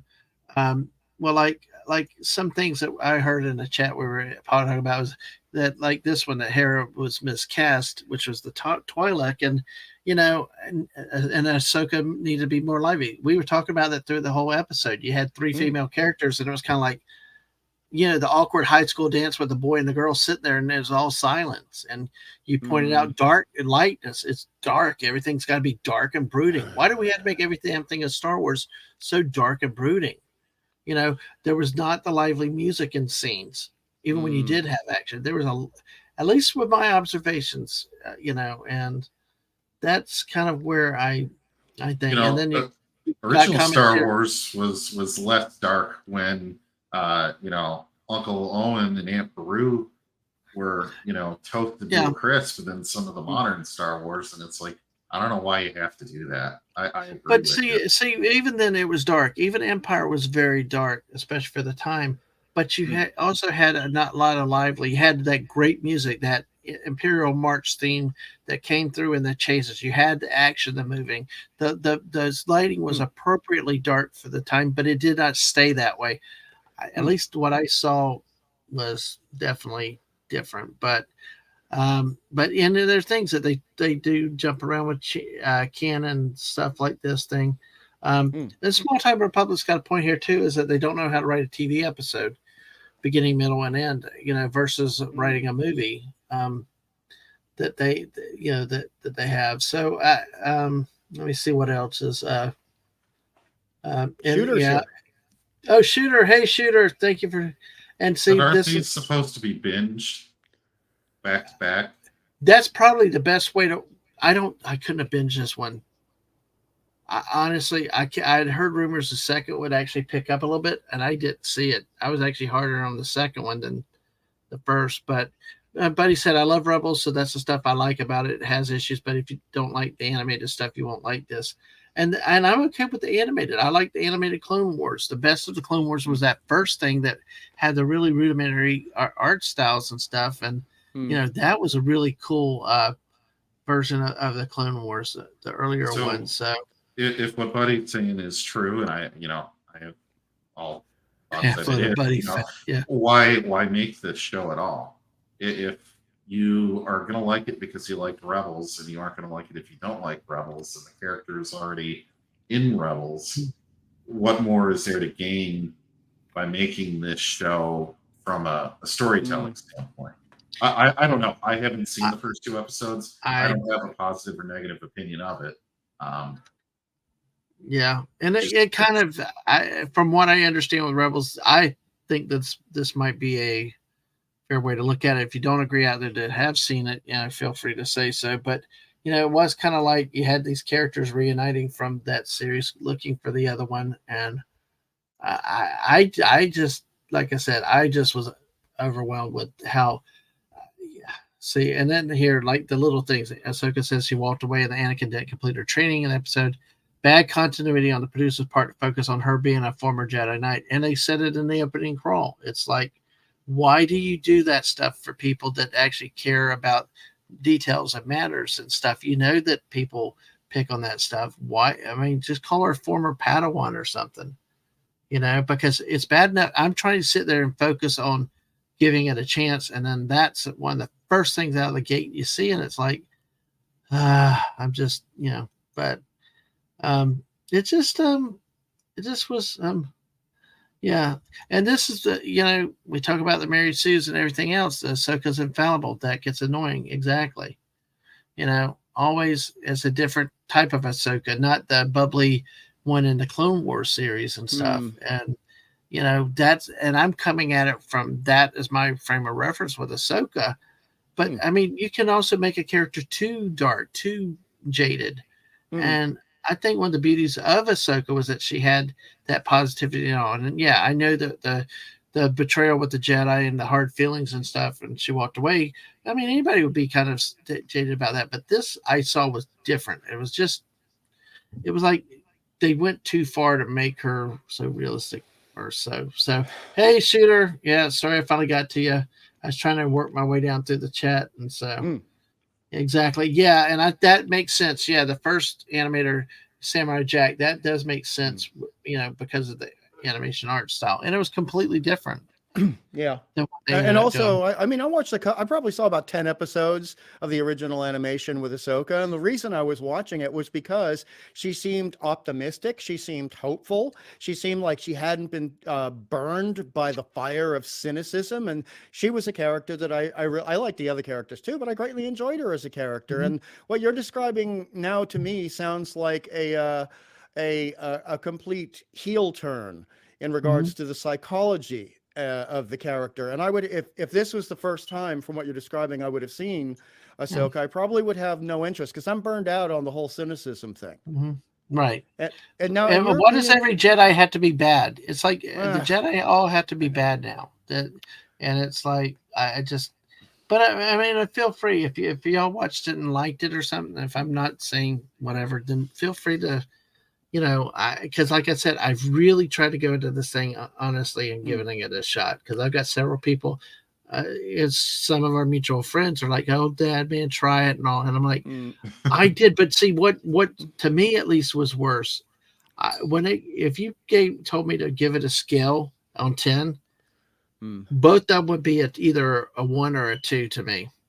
wow. And it's only because I was more bored at this stuff than I was in the village. Wow. At least the village Wow. had those entertaining moments. They did have some things. They did have some creeps, but it was like even when there was a little bit of action, it fell flat. And all these damn droids, robot things that come out to attacking instead of live people. You got two lightsaber lightsaber guy people out, which I mean, are they really Sith or not? Are they Inquisitor? Who knows what they are? But it's just all these things overload me with so many questions at first, and I just. But the really big point that I had is in terms of pacing, and from a physical standpoint, movie it just was slow and boring. And were there any that's not characters who Star had Wars. charm? Were there any characters who had any truly intrinsic, truly natural charm to them, or somebody that you would want to walk up to and say, "Oh, I can trust you. I can trust you." Do you have any characters like that? Well, let me get to that real quick. But buddy, yeah, it's not a change. But to me, it was a much more drastic change. Yeah, she was dark and a little jaded, but this was, and maybe it's just because of the actress and the way it was played. I know she was jaded. I know she walked away. I know she was upset. But this was just like, I don't know. It hit me different. This might, and it may just be me, buddy, because I got skewed with a long way ago. I mean, I'm the guy that started yelling in the theater. My kid had tried to quiet me about Solo, when Darth Maul appeared again, and it just, and I, like I said, I try to, but you know what, like I said, but I will say also,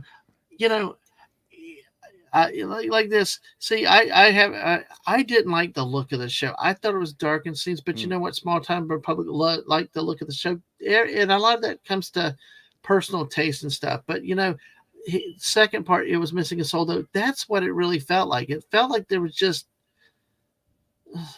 something missing. At least the village had something it tried to do. This was just like I don't know. It just. Oh man, Buddy is like hate Andor because this is fast pace compared to that. Oh my goodness. So anyway, but hey, there you go. I'll probably stop there because, like I said, I mean, it's bad enough with damn Darth Maul that will never die and go away, and they used the cartoons to advance him and bring him back. That. And there were a couple things in here that kind of were like that looking back. You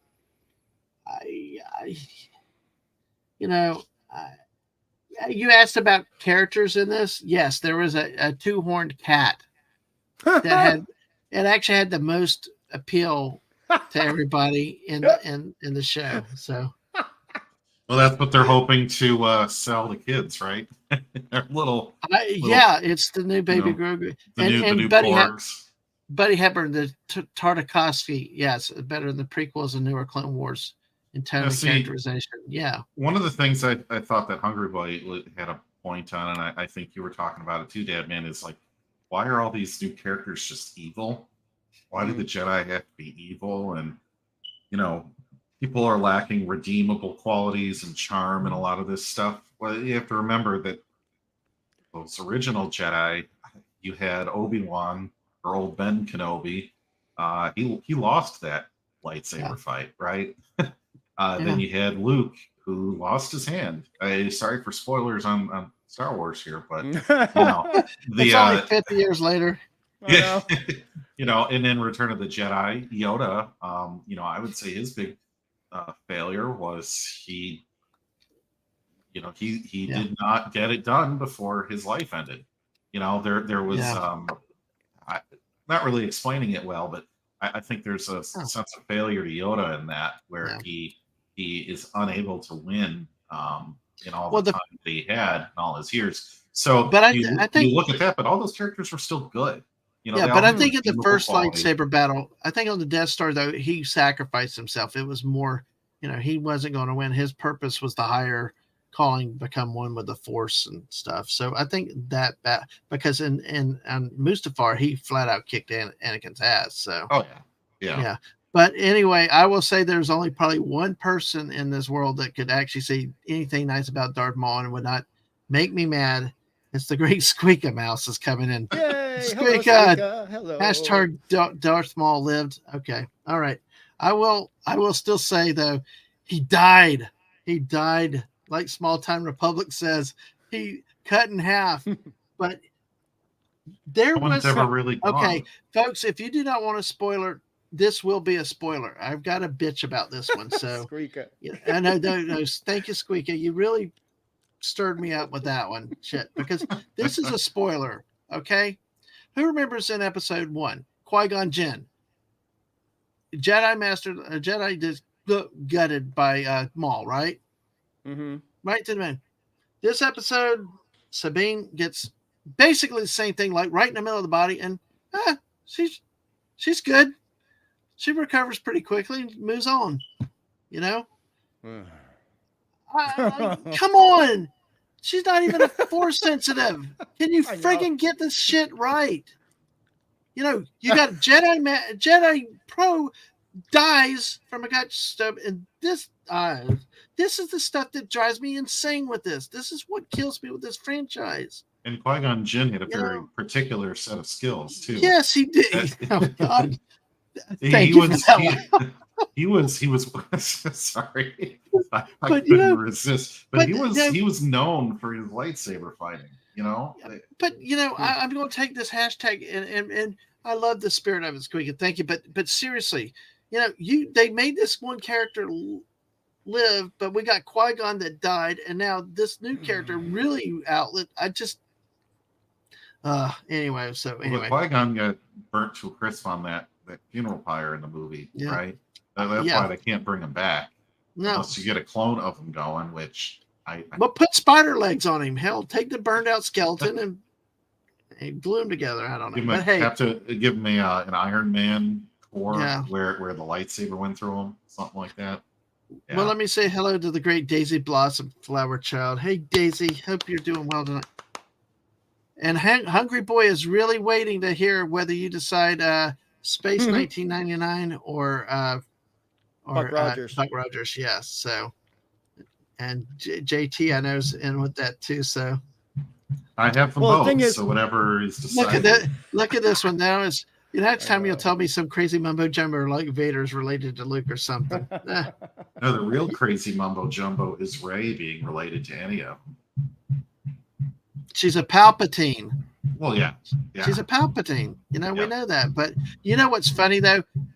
Going back to this, I love this thing right here. You do remember The Simpsons? I think where Homer's walking outside of Empire Strikes Back, and they reveal it to everybody waiting in line outside the theater. It's like, I love that scene. That got me thinking about that. But hey, that's yes. All right. So anyway, hey. What's that thumping? Oh my gosh. Yes, exactly. But Savage Press was better than Darth Maul. Yeah, he was stronger than Darth Maul. I mean, if you watch that in the Clone Wars, yeah, it's I will agree. And of course, they touched on the Night Sisters in this episode tonight, which was really odd and out of place to me. I was trying to figure out how to make the connections with the Night Sisters, because that's more of a Sith dark side. I don't know. It's I actually made a comment in the group I was in that this episode had the pacing to me. This pacing to me was like the Dean Smith Four Corners offense, you know? Yeah. JT, you know how that goes. Mhm. The joke is that the only man to ever stop Michael Jordan was Dean Smith, his college coach. Why? Because of the Four Corners offense. Basically, you stand around, throw the ball around, and maybe put up a shot every few minutes. So, Yeah. you know, Yeah. that's a thing that I've struggled. So, I've only watched the original 3 unremastered. That is awesome.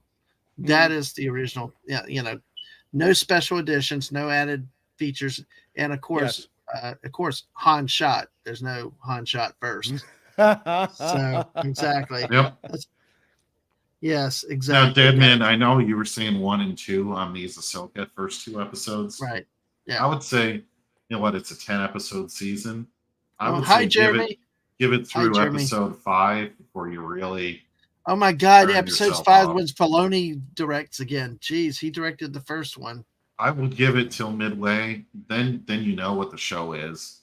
Good to see you, Right. Jeremy. You know, I will, and I'll tell you why. Because if it continues in this channel, it was with the member thing. I'll do it. I'll do it.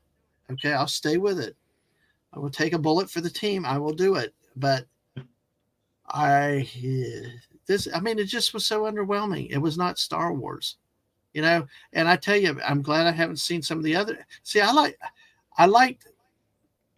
think some of these shows are starting to get too real, like other dramas, instead of keeping the sci-fi fantasy of Star Wars, the magical, the loud, the music, the lively. They're becoming regular episodic shows, which, okay, I guess that might be what it should be, but it's not Star Wars. Go ahead. I have a comment to that. It's because a lot of the people, and you hear this from people who are working as writers and people who are producer writers working in Hollywood right now, that a whole bunch of people that they have in the writers' rooms are people who grew up on Buffy and Twilight. And so this kind of format, this kind of vibe, this kind of emotionalism, but you know, there's a difference between having emotions and being an emotionalist, you know, someone who's got to throw a bloody tantrum every 5 minutes. And so a lot of people who are under the age of, let's say 39, sometimes they're just repeating the stuff that made them feel good as they were growing up. And they're just working that into, they're shoehorning that into a pre-existing property, a pre-existing story, a pre-existing mythos. And it's just like if somebody did a Godzilla film and let's say there was almost no monsters in it and there was a bunch of family blathering, we wouldn't like that, would we? Mm-hmm. You know, just to go back to what you were saying earlier in the stream. Yeah, it just does not feel Star Wars to me. And I like the Mandalorian. That's somebody I play Fortnite with. I hope you like the Mandalorian. I know, but the Mandalorian, I liked the first episode because it gave me something I got as a kid, an IG-88 droid in action. That was awesome. That was cool. That was action coming out. This was like, I don't know. I just don't know. This is something that I've heard from many different places. So I definitely did not make it up. But Star Trek was always meant for the small screen, and Star Wars was always meant for the big screen. Yeah. And when they tried to mix them up, you get really mixed results, right? You can get some high tides like Mandalorian season 1 with Gina in there. Can be really good. And then you can also get the Wrath of Khan, really good. But then you're also going to get Star Trek Insurrection, and you're also going to get pick your Star Wars TV show that failed to meet expectations, right? So a nighty night, Squeaka. Good night. Have a nice sleep. Squeaka's leaving. Oh, hey, Yeah. wait, Squeaker, before she look at that hungry. Buck Rogers for the win. Thank you. Every fan of Wilma Deering and Aaron Gray is very happy you typed that. Thank you. So- Good night, Squeaker. Thanks for coming by. You know, so Appreciate you being here. when you say, oh, these writers don't know how to write a beginning, a middle, and an end, or Mm. oh, it's going too far outside of the magic of Star Wars and sci-fi fantasy and action and the great music and stuff. I don't know if you can do that week to week on a TV show. Well, it's not Mm. week to week, 10 episodes every 2 years. I don't know if you can do that over 10 hours and have it work. You need a tight, predefined story that Mhm. takes you 2 hours to do, and then you're done, which is called a movie. And when you Yeah. pad it out, you don't get a movie, you just get something that is way too long, and it just doesn't work. And Well, I let me- think 3 Go ahead. Boba Fett, or a Boba Fett movie and 3 Mandalorian movies would have been perfect. Yeah, Would have made $1 I billion agree. each. But Yeah. hey, I do think so. I think that would have been better than the anyway. But I do want to hit on these. And listen, I appreciate you guys giving me your opinions too. And we can all this. Small Times tell me that spoiler Kenobi, a character, survived after being stabbed twice in the stomach. Buddy Hepburn says you can take a through and through gunshot there and live. Qui-Gon's was upper center, not lower side. Okay. This is one to go back and research and look at the frame by frames, I think, with that one. Because in instant action, it looked like to me the character got it right through the chest. Then, supposedly, when they show you later, it's down in lower side. I also thought Qui-Gon's wound was like straight at the middle, not high, but right in the middle of the gut, too. So it would be interesting to actually sit there and take that and look at it frame by frame to see how it was, how the photography worked, how the frames went. To see, it just still to me the principle was set. But also the thing is they could survive, but you had to go and back to taints. There were I think I saw something where some with the lore that even though you got gut stabbed or whatever, you didn't just walk around like this character did afterwards. It took some time. It took a lot of things, and we're even talking about somebody that's not really a force sensitive. I just there's a lot to have to believe right here, and it is hard for somebody like me that I just don't get it. But again, the thing is, at the end of the day, if you like it, hey, it's wonderful, and stuff like that. Was it all bad? Honestly, it was. The biggest problem was it just was boring. I could not get over the boring. It just was not entertaining to me. And it just, maybe to others it is. Maybe it's just a personal one. I'm just one cranky old bastard, and that's fine.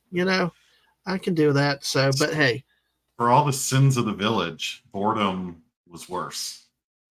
Yes, it truly, and it was. I mean, I was bored as hell in the village too, but this one it was like, where's this going? What's the point? And but like you said, I'll give it to episode 5. We'll see how things go.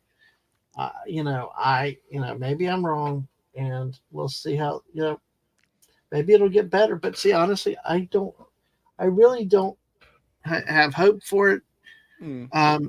We talk about the strong female character issue, and this one, I don't want to get into that because it's not where I want to go with this channel and stuff. But it's like the 3 of them sitting around were like being in a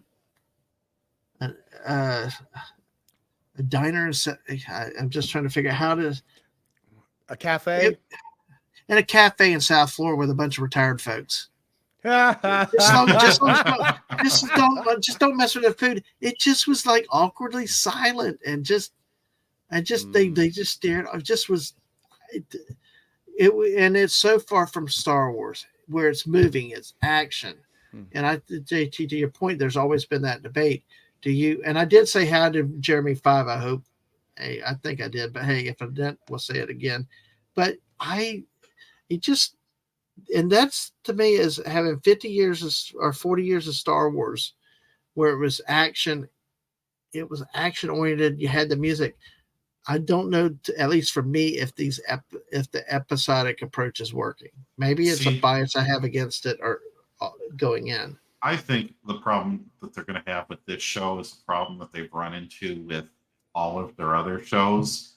Well, not all of them, but it's a problem with The Mandalorian in particular. Is the main character is basically invincible. They have God mode switched on, and Yeah, there's nothing you can do to really hurt them in any way. But you made them already as powerful as Superman with their abilities, hmm right? So Ugh. you've given them the plot armor, you've given them skills, you've given them just so much to try to shoehorn in things here and there that there's nowhere for these characters to go. But see, this is the writing thing again. This is what you just described are a bunch of characters who, at the very outset, already have everything that in a true heroic saga, people are working throughout the entire story to achieve Mhm.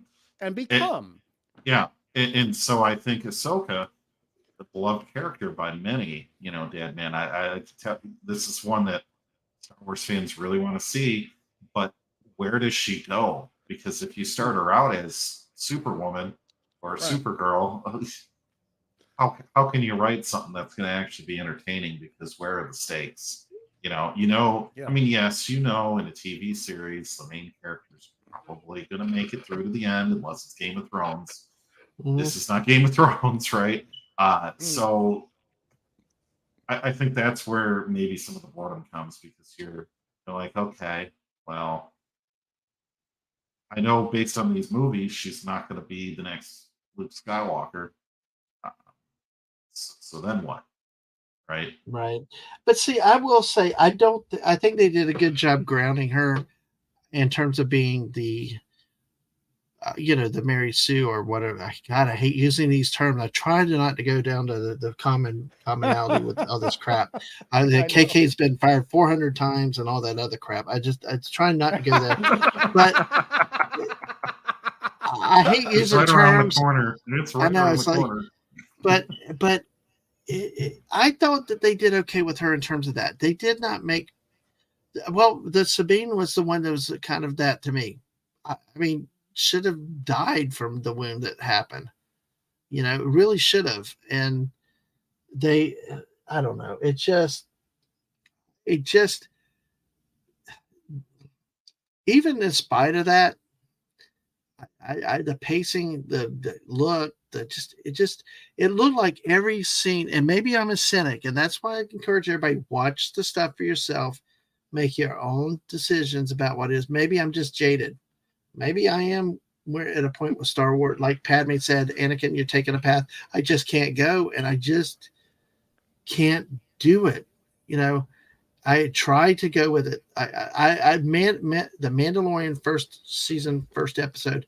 I loved it. I still had to deal with the Jake Skywalker's was our ultimate end, but getting to see that IG-88 in action, the stuff that they could not do back in the 80s, that was a childhood dream come to life. They gave me something I wanted to see.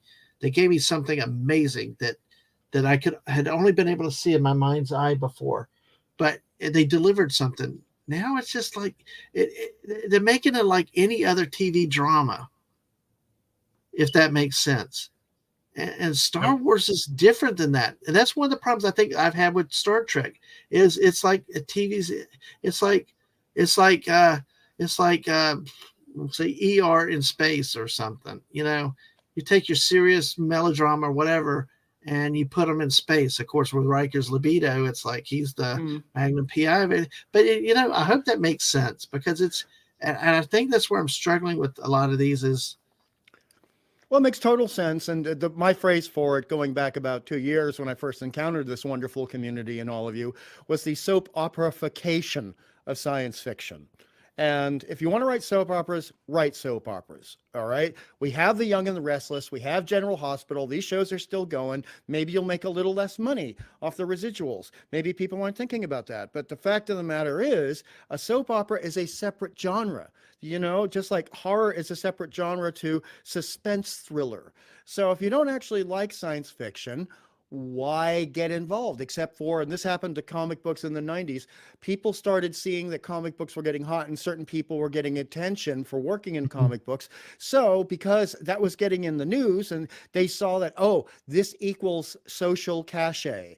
This equals being important, being involved in this thing. So I went, even though I've had no interest in this thing since I was 5 years old, I now want to be a part of this. I want a slice of the cake that these other people have. Well, if you want a slice of the cake, learn how to bake. Learn how to bake your cake. Yeah. Yep. Yeah. Exactly. And I would say it's current day Star Trek is not ER in space. It's probably more like Grey's Anatomy in space. Oh, Because I think the level of crying in Grey's Anatomy is probably equal to that in Star Trek Discovery. But we're that's Yeah. getting off topic. Well, can you believe we got 11 people still watching us tonight? oh, that's good. We got 19 likes. Hey, one more like, let's get 20. But yeah, but like Daisy said here, the conversations were stilted, especially when you had the 3 characters standing around. But It was see, like, I'm okay with that because how many shows What- have it was very characters- cardboard. But these were Okay. cardboard conversations. These were cardboard conversations. They were very like boring. They really didn't.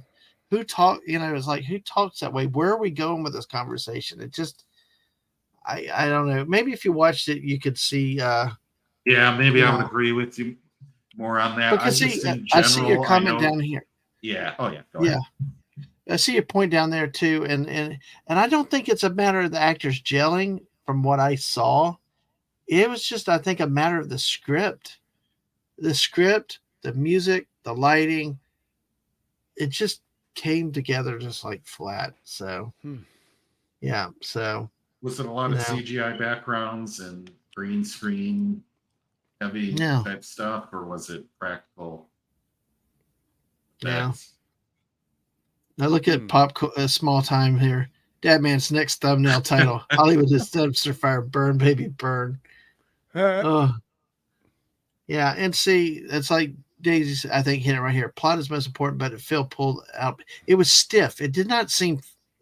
It was very, like she said, stiff. It was not. It didn't flow naturally. It was just really, and it came through. And like I said, my biggest point is I got bored. So See, this stuff Yeah. makes me kind of second guess the production of the show. Like, Mhm. you know, a lot of these shows are very tight filming timelines because of the budget and all of that. Well, they have a huge budget, but they spent it all on special effects, CGI stuff. So sometimes they only get a few takes to do all these scenes. yeah.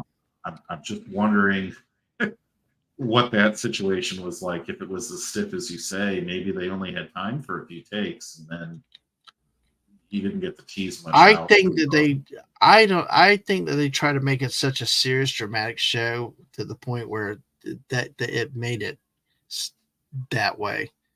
I mean, like I said earlier, some people were commenting that one character was miscast. The Hera, the Twi'lek, was miscast. The actress really did not play that role well. And you know, one of the things also is the difference between Rosario Dawson as Ahsoka and Ashley Eckstein.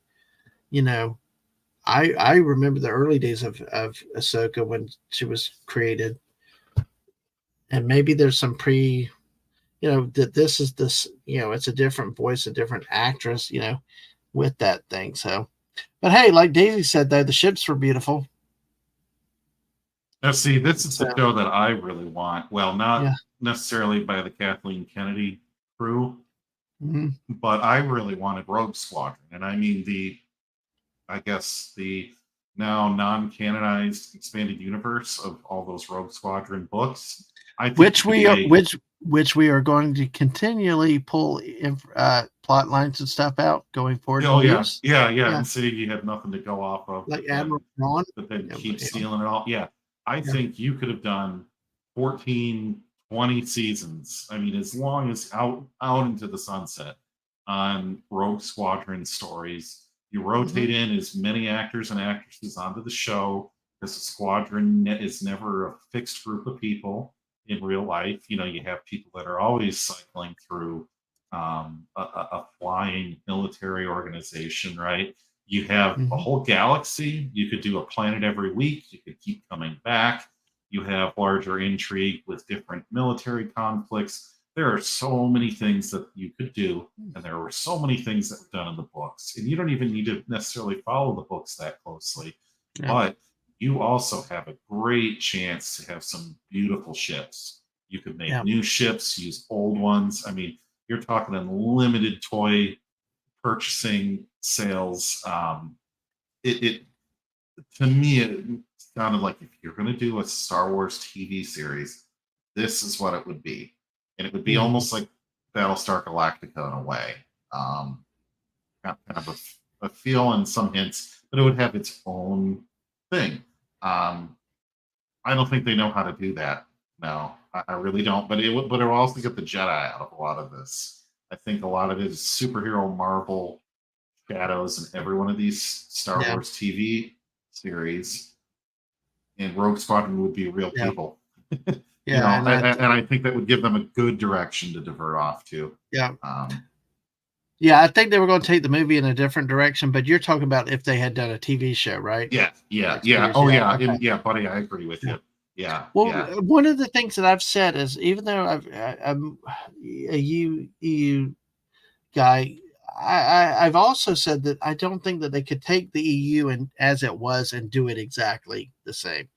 I think you would run the risk of boring, predictability, uh, and things like that. You get bored because you know what's coming. There's no surprise. There's um, like I said, no surprise. There's nothing that will catch you off guard to add to that excitement. If you know the end, that's going to be, yeah, you True. lose that effect. So, but the point is that at least I think if you'd stayed in that, you would have, especially now that the fact that we're now seeing Thrawn being brought, and a lot of these Dark Empire things, and the other things that have started popping up that were in the EU that are now beginning other characters and stuff, and we are where we are, and that's pretty much the end point is, all like I think I heard somewhere it's all roads lead to Jake Skywalker. So, and that's where I thought it meant the Mandalorian, the first season, especially that first couple episodes, it kind of gave me hope. And then, of course, the end of season 2 with Luke coming in, at least it was something nice. And then it's just, we're back to it.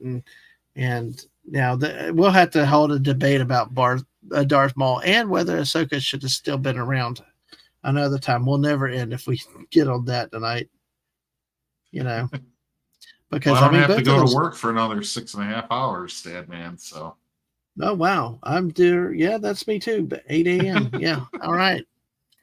So as long as you want to stay, I'll go. Y'all tell me what to go. Ow, my shoulder's hurting. But now, Underboy, did you read any of those Star Wars books that were, I guess, 80s, 90s, early 2000s?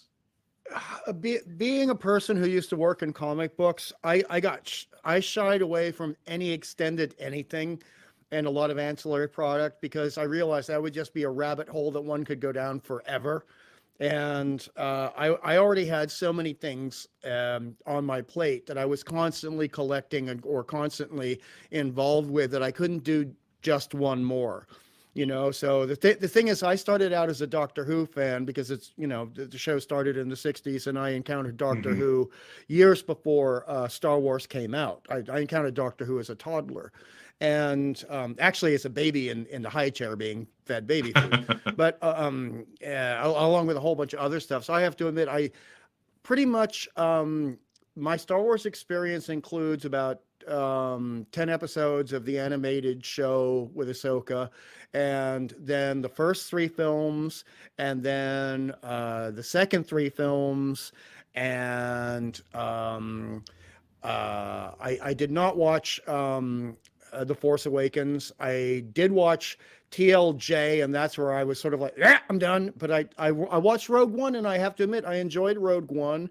I got halfway Yep. through the Solo film, and I thought, this is too much for me. No, no, absolutely not. Unacceptable, simply unacceptable. And I've basically, ever since then, because Disney basically came out, I'm not starting anything that Dadman doesn't want us to go into.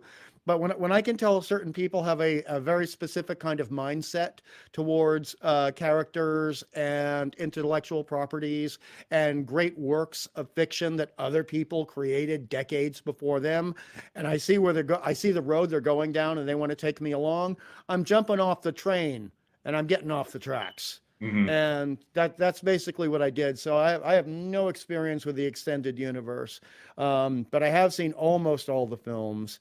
I didn't when I learned Mhm. about certain things that happened in the storyline of The Force Awakens, I thought, no, that's going to hurt my feelings too much. I'm not going to go there. Right. And then The Last Jedi was on television for free here in Australia, and I started watching it, and I understood why everyone was so upset, but it was so poorly done. It was so stupid that I started laughing at it.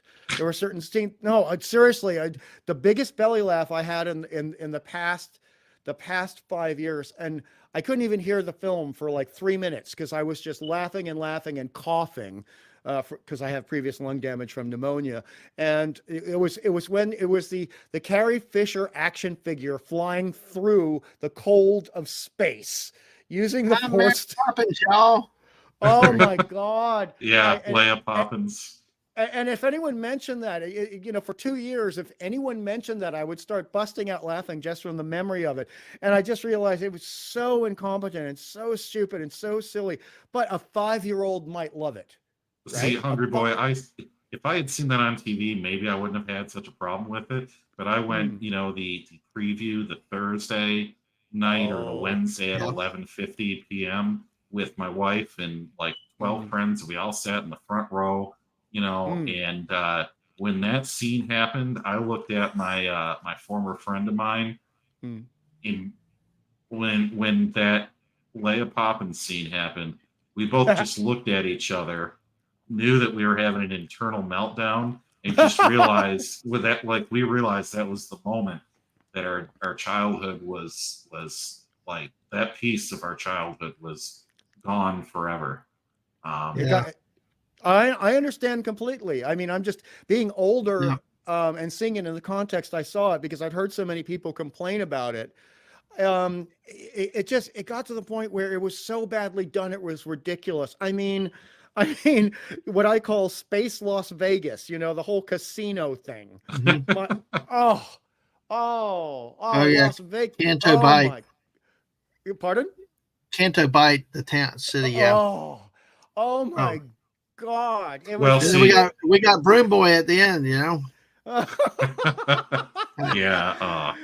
And I just realized there was never going to be anything for me to enjoy in the Star Wars universe ever. I didn't realize Rogue One was coming, but that felt more like the first film, 1977, to me in terms of feel and action. And there were a lot of things in that film for me to enjoy, not as much as anything else.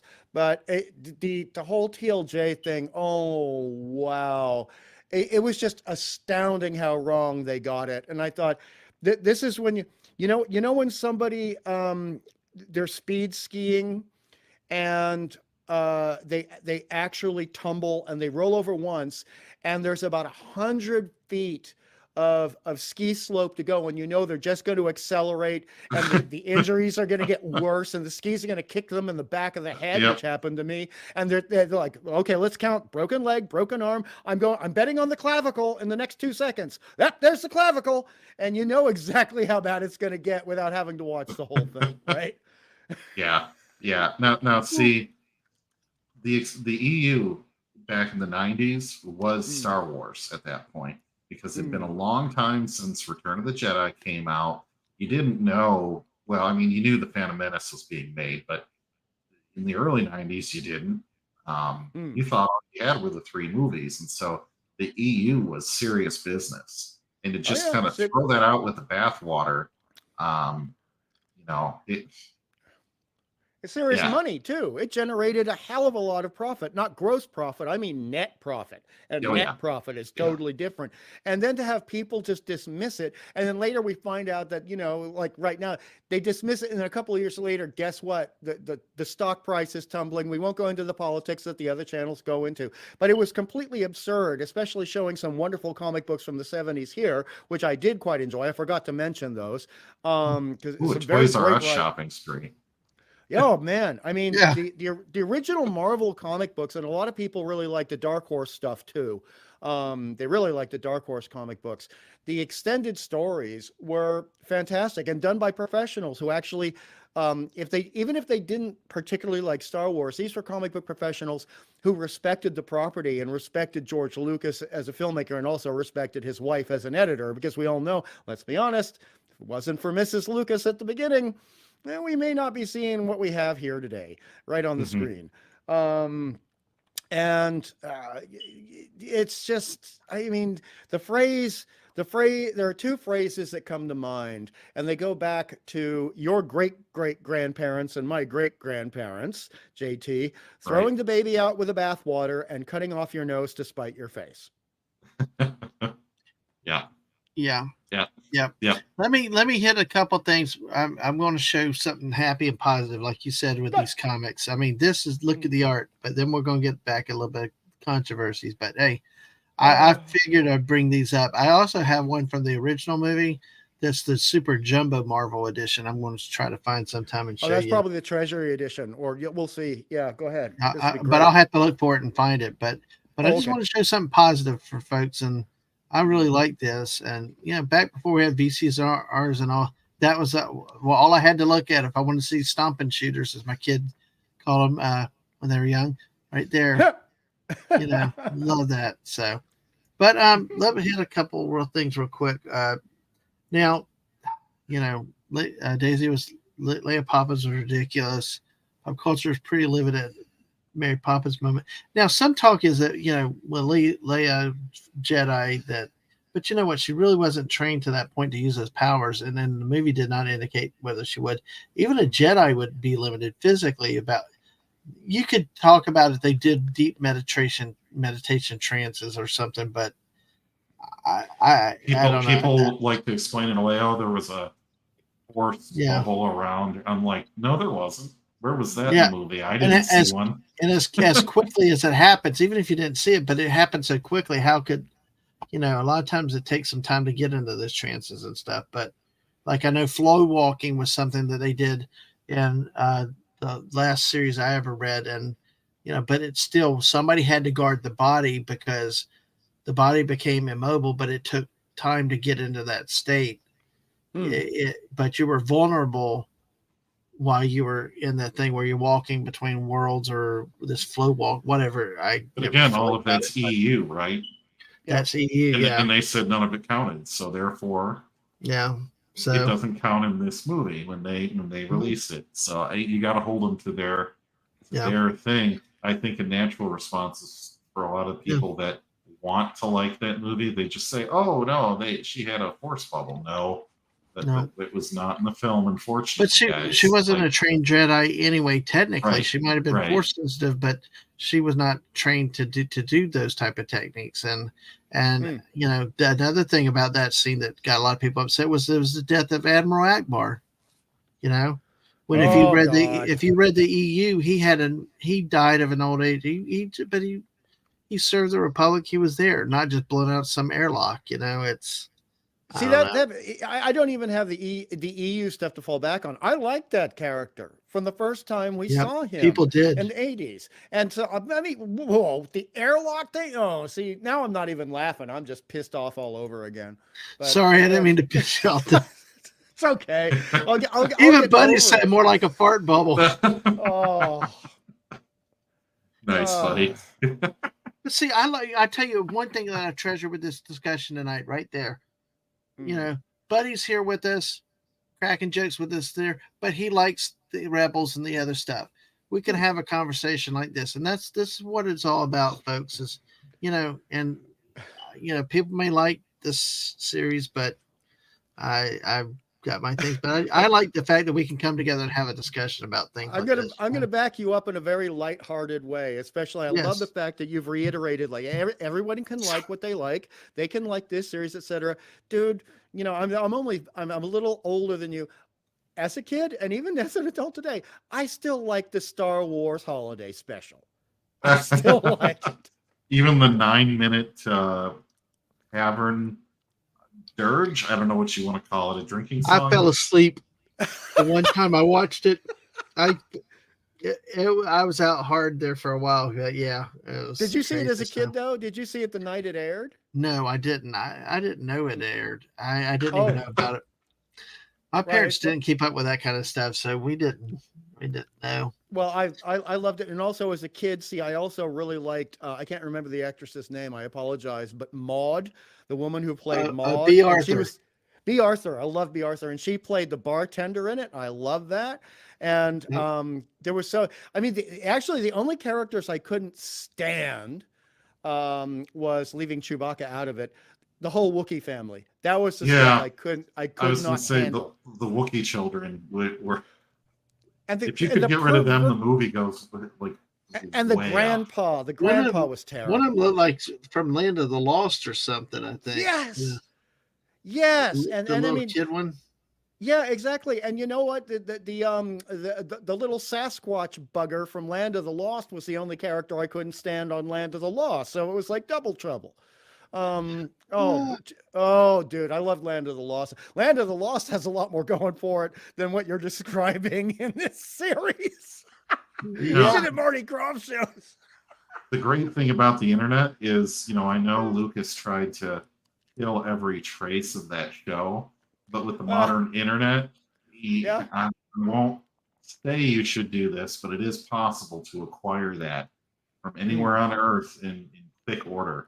So that piece of art will never die now because George will never be able to quash it. I think there are over 70 people who have individually committed the best files they can find of that to Internet Archive. So they can take that down from YouTube. They can do anything they like. George can do anything he likes, and he has the right as a creator to say things about stuff he's made. I mean, I'm telling you, there's some comic book art. Even if I shared my name and I shared my career with you, I made sure that there is some crap that's never going to see the light of day again. Never, by anybody. And the thing is, yeah, there are a couple of copies floating around that I'd have to hire somebody from MI6 to get rid of those copies to make sure there was no trace. But the Star Wars special is never going away because you either like it in a mocking way or you like it in an honest way, like I like it. There's only one thing that current Disney, has been able to completely get rid of, and that was the Song of the South. Yeah. Apparently, there's no extant, no surviving copy of that, except for, I believe there is one canister film. There's one version of it that survives, and it's locked in the Disney vault. And apparently, every other version of that has been destroyed. And I understand the reasons for that. But I saw that in the theater when it got re-released. I remember it not too clearly, but it's not as objectionable as people make it out to be. I understand why they're objecting to it, but when it comes to other things, I like there's an episode of Scooby-Doo, the original Scooby-Doo, the first season in 1969 to 1970, which takes place in Chinatown. Now you can imagine some of the things that happened with that episode, and Warner Brothers has tried to expunge it. No. Hello, Internet Archive. Internet Archive says, na-na-nee-nee-nee. Yeah. That episode is there. Absolutely. Oh, well, let me try to get caught up with the chat real quick because we've been sitting a little. I did find what I was looking for, but let's see. Buddy hits on a topic here that I know that I think maybe one time we kind of touched on it a little bit. Hungry, and I know this really freaked my kid out, was that that Leia Poppins and Carrie Fisher passed away a year before the movie was released. They had time to fix and redo the ending to not kill Luke off. Yeah, and the fact that they did not do that, I mean, I think that would have made the ending a little bit more palatable, or whatever happened there with the death. But the fact they didn't change and they were so insistent getting rid of Luke Skywalker, and or I think maybe misunderstanding that, oh well, he could be a Force ghost like Yoda or Obi-Wan and be more powerful, but it just I don't know, but I that agree with you, but there's something very important to remember. Number one, Alec Guinness was old back in 1977 by 77 standards. He wouldn't have had another movie in him, and no one had any idea when Star Wars came out that there would be a sequel. No one even knew it was going to be the smash hit it was, and so taking him out is very different to taking Luke out. Taking Yoda out is very different, and a lot of times when you have a popular character, though, with the actor is young, the real culture, the entertainment culture is keep the character going until the actor absolutely refuses to do it anymore, or the actor is too sick and too old to do it anymore. No matter what anyone thinks about Mr. Hamill, Mark Hamill, the thing is, the problem was not with Mr. Hamill. The problem was with the people producing and writing and deciding where the Star Wars legend, the Star Wars mythos was going to go. And apparently some people had it in for Luke and the classic Luke way. But let's face it, he was a blonde-haired, blue-eyed farm boy. And he didn't have a lot going for him at the beginning of the first Star Wars film. Actually, correct me if I'm wrong, but they were kind of living hand to mouth. Him and his aunt and his uncle. There was kind of what you call subsistence living, you know? And for him to end up where he was at the end of that film, but then you see where he's at the end of the third film. It is an amazing trajectory of someone who is basically at the age of barely entering university and so poor he couldn't if he wanted to a guy who is one of the most influential people in an entire galaxy simply because of his stout heart, simply because of his affection and empathy for other people. I'm getting goosebumps just saying this. And empathy even and yet, affection. he still was not the most powerful Jedi to ever live. I'm serious. Like, he was just strong enough to make it out of that whole situation alive. Yeah. Like, he still had arc. And, the thing to me about the whole ending of The Last Jedi, where Luke just evaporates into the Force. Okay, they could have delayed that movie, and I kind of said in the comments, they could have delayed it a year. Yeah. I don't think you're going to have shareholders breathing down your neck because of the way, Carrie Fisher passed away. You could have said, okay, we need 6 months, a year delay to reshoot this, and they would have not had to have done that much. That's the real sad part. And it's not like they said, okay, this is the direction we want to go in, because guess what? The Rise of Skywalker clearly was not written with any type of continuity from The Last Jedi. The Last Jedi that one had almost no continuity from The Force Awakens. No, it didn't. This was not one story arc that all fell into place. They were 3 separately written movies. And so to say, like, oh, we had to get Luke out of there, he had to pass on in the film, is just nonsense. Yeah. And so that's the real unforgivable thing, I think, about that movie. For all the other things that they did, you could have written them out and fixed them.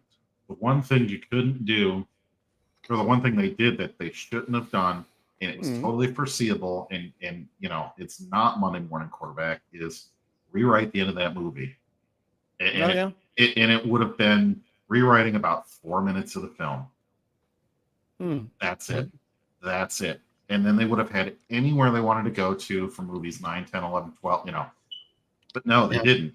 They didn't. And that'll be the big mystery that I think will never be solved unless we get an expose, some leak on someone's deathbed as a confession, Well, and then it's frustrating. Well, let's take a look back because the chat got ahead of it. But basically, on the Hollywood, the holiday special, Pop Culture Republic says at least the Christmas special gave us the first appearance of Boba Fett. Yes. I love that. Oh man, I love that. I don't care how goofy the animation was. I love the designs, particularly the first time you see Boba and that helmet. And it was so unique. It fit in the Star Wars universe, but it wasn't like, oh, he's kind of just another stormtrooper-esque outfit. He was totally unique, and it was great. And he spoke, and he was a real asshole in it. Pardon my language. Wasn't his armor white originally? It was a very pale blue, I think. Okay. Very pale blue. Yes. Buddy says his dad watches the holiday special and Kiss meets the Phantom of the Park all the time. No comment. All right, Brian. Well, he just told about our friend Brian Hepburn. All right. Hey, Buddy says he still has the tapes he recorded them on from live broadcast. Nice. Nice. Probably some nice old commercials in there too. And Mhm. Master says that I like it so bad that it's good. Part of my yearly Christmas program. Mm. Hey, everybody's got one, right? Mm. Yeah. Yeah. Let's see. Buddy's saying they changed the Force Ghost starting with Last Jedi. They had Yoda burn a tree. The Return of Skywalker expands, having Luke left Brad 5 out of the water. They were unable to manipulate the physical world before. Mm. It's a very good point that what that they did there. So why doesn't Darth Palpatine come back after he gets deleted at the end of Rise of Skywalker? I don't know. It's just at this point at 1:36 in the morning, I'm just saying, what the hell? They don't even know. You were dude, you were so upset before we started this. So it's good that this is like a cathartic experience, because I mean I was sitting there going, I think I know what happened, but his reactions are so bad. I'm kind of hoping it's this, because what we're talking about, because the reaction was so bad. I thought, oh my God, I hope a neighbor did not run over their pet. That was like the level of upset that was coming through in what you were typing. Yeah, there were some other things today too, but this one was like this show was like the kicker of the day. It was like, damn, where I was kind of, man, do I go? And then it was like, hell yeah, we gotta go. Yeah, we gotta go. This is affecting you the way Godzilla 98 affected me. I mean, I was ropeable when I came out of the theater after that one. That is a dearly despised movie. There was nothing to like about that movie except for about 5 minutes featuring one of my my favorite red-haired actresses. And aside from that, the movie is wretched, useless, and just. Of course, with Daisy hits a point that, I mean, we won't rehash tonight, but as I actually to have them together and not use them together. You know, just say what you want with P Hard, but I guess they brought all the TNG characters back together, so at least they did something like that. I mean, I'll just leave it there. I don't know enough about the franchise. How much more than that? But well, you remember the Death Star trench run from Return of the Jedi? Well, you know, they go to the core. They do that with a Borg sphere that's the size of the big red spot from Jupiter, which, you know, is several times larger than Earth. And then the Enterprise D is the Millennium Falcon. Right. Okay. Now, scale is a little off. It was pathetic. I'm sorry. That was the word I was about to use. I was going to say that sounds really pathetic, and it just so derivative. Yeah. Keeping it light. Keeping it light. All right, there you go. If you well, want hey, to, let's if keep you it want light. to chuckle out of Mark D with the C, ask him about that. He made a really funny video off of that. He put it to, I think it was the Beach Boys, or I forget who all he did a cut to it. Oh, I'm going to have to check that out later on. I'm going to check that out and leave a like.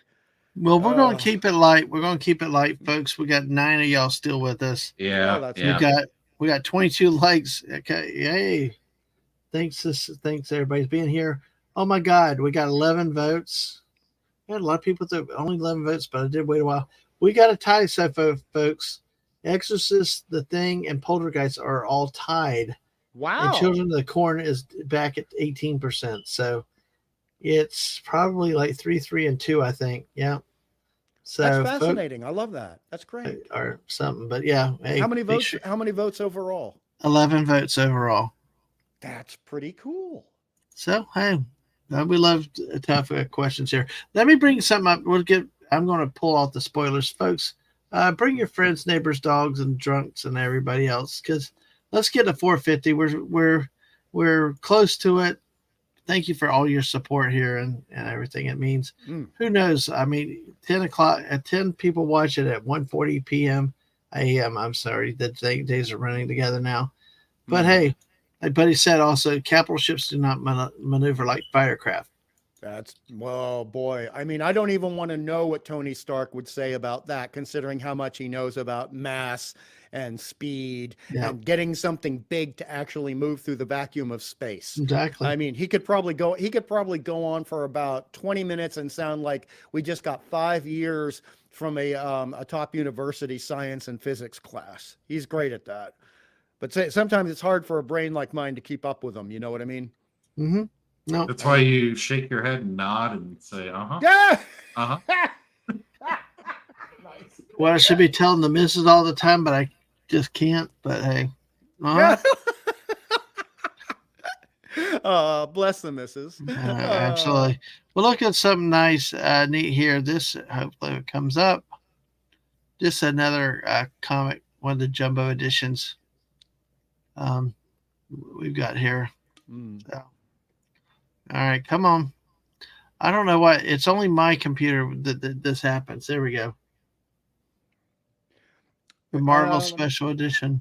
Now, is this one where they didn't have the likeness rights to the human actors?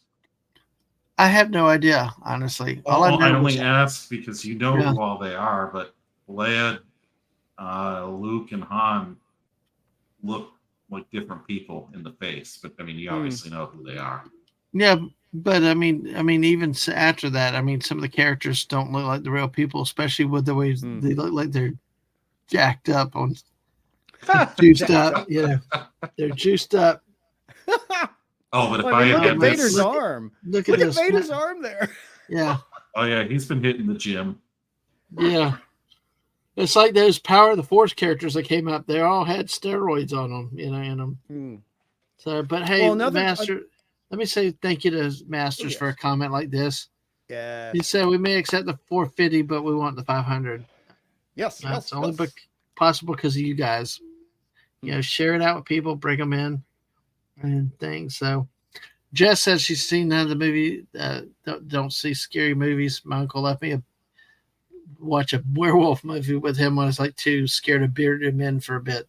I think I know the one you're talking about. Yeah, buddy has it. Has that. Hmm. No, I'm seeing. Good. All right, so there.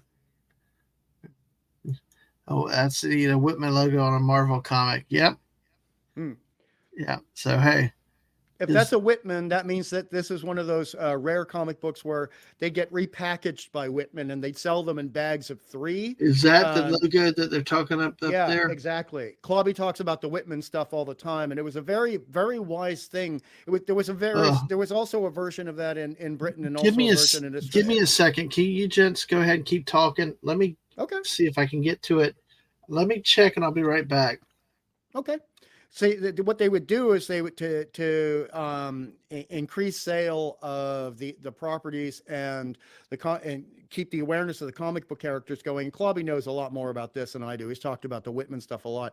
It would basically get slightly repackaged with a Whitman logo, and they take 3 separate comic books from 3 separate series, 3 separate IPs or characters, but all from the same company, right? So they'd all be Marvel, or all be DC, or all be Charlton comic books, and they put them in a somewhat loose plastic bag. So instead of paying $1.50 for 3 comic books, you could get 3 comic books for about 75 cents.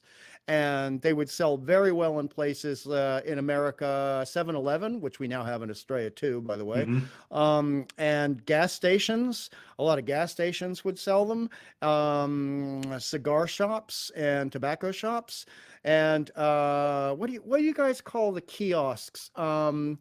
Like the little huts on the side of the road that sell candies and magazines and newspapers and comic books and. Oh, it varies, but in New York, I think it would be like a bodega.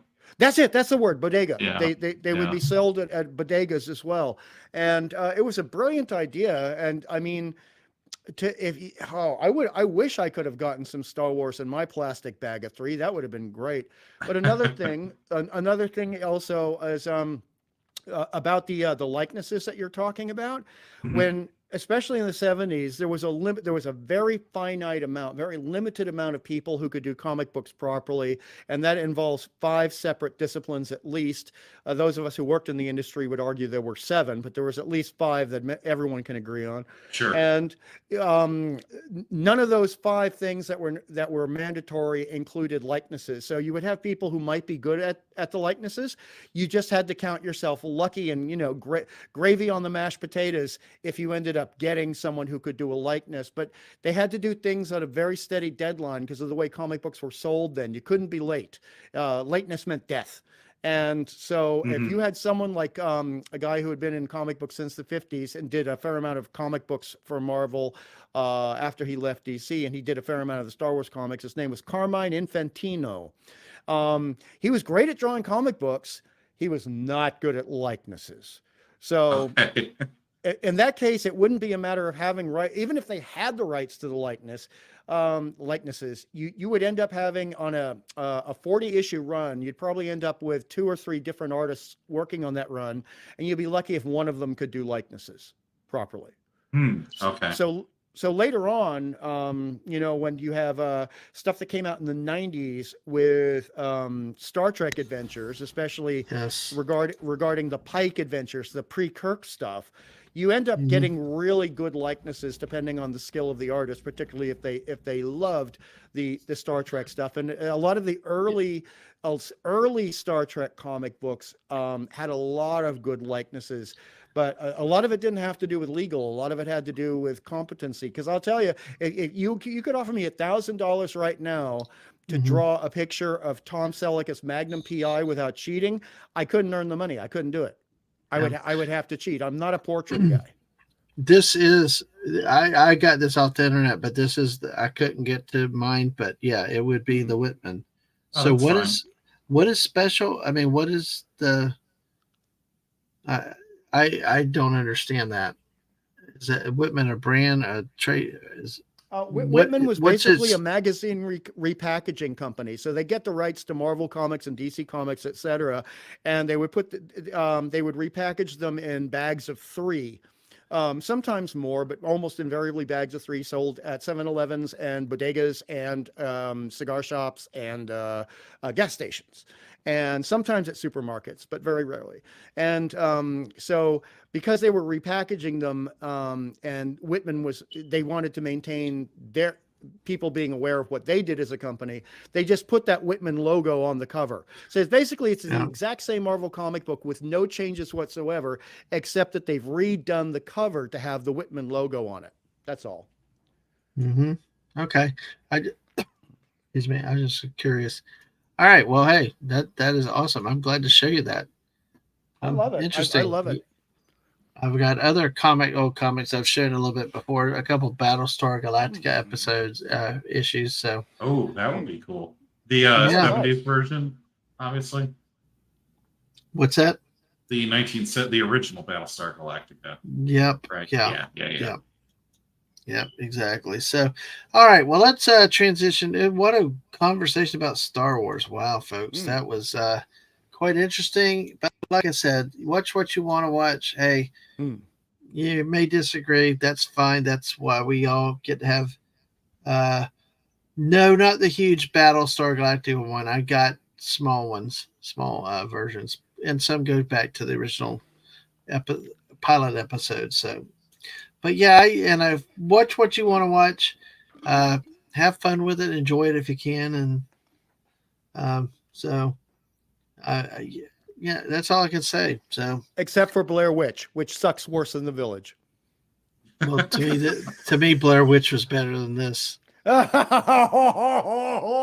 truly, and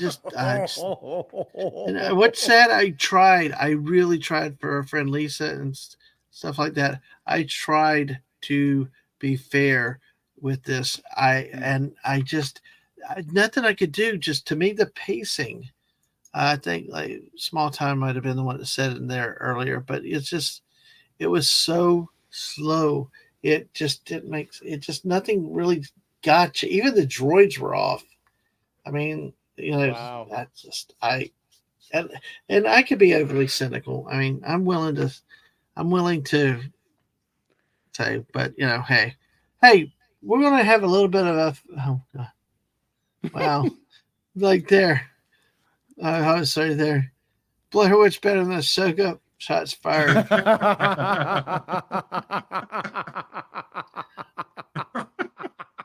There you go. Oh, jeez. Glad to see someone else who dearly loathes that film. I mean, oh my God. I hate Blair Witch so much. Crying, snot bubbles, then peeing in a corner. End credits. Thanks for giving us your money. Yep, I know that ending was, and it was so sudden. Boom, boom, boom. I was like, it's over. I just paid money for the. I paid money for this. Well, let's do something kind of fun. We'll get to something a little fun. Oh my gosh, my brother laughs through the entire week. Then your brother is Wow. a good man to know. Oh man, we do one of those watch parties where everybody comes together and chat, and you can kind of do that. I'll talk about the movie as it goes. But hey, let's see. I'm going to bring this up. I want to have a little bit of somewhat food talk, folks. Fine. But hey, it's really condiments this time too. Not necessarily. I have a cheeseburger in my pocket. Actually, that is a good topic. I like it. Well, oh my God, you guys! I mean, if the screen would friggin' come on, damn it, StreamYard! You're slower than the damn Osaka series. Osaka. What Osaka? Osaka is a country in I know. I Uzbekistan. can't even say her damn name now. I'm so traumatized. I mean, at this point, considering how upset you are, should we possibly call her a sucker? I don't know, maybe, but hey, talk about cheeseburgers. These are ketchup packets. Ooh, pretty. And there's ketchup and mayonnaise. The blue are mayonnaise, and see what Heinz is doing is they're by state. Oh, So we got interesting. Maine and West Virginia, and the blue is mayonnaise. I got a white Utah out in the car, but it's like North Dakota or Carolina, Montana, Oklahoma, and Delaware are the ketchup packets. Sorry, I could not rotate this thing. Whatever editor, I am not talented like the missus. But there you go. That's what we got. So, hey, just another red shirt. Hell, sir. Hey there. Another person I want to get with one day soon coming up on some stuff. It was really great to have you here, red shirt. So, oh my goodness.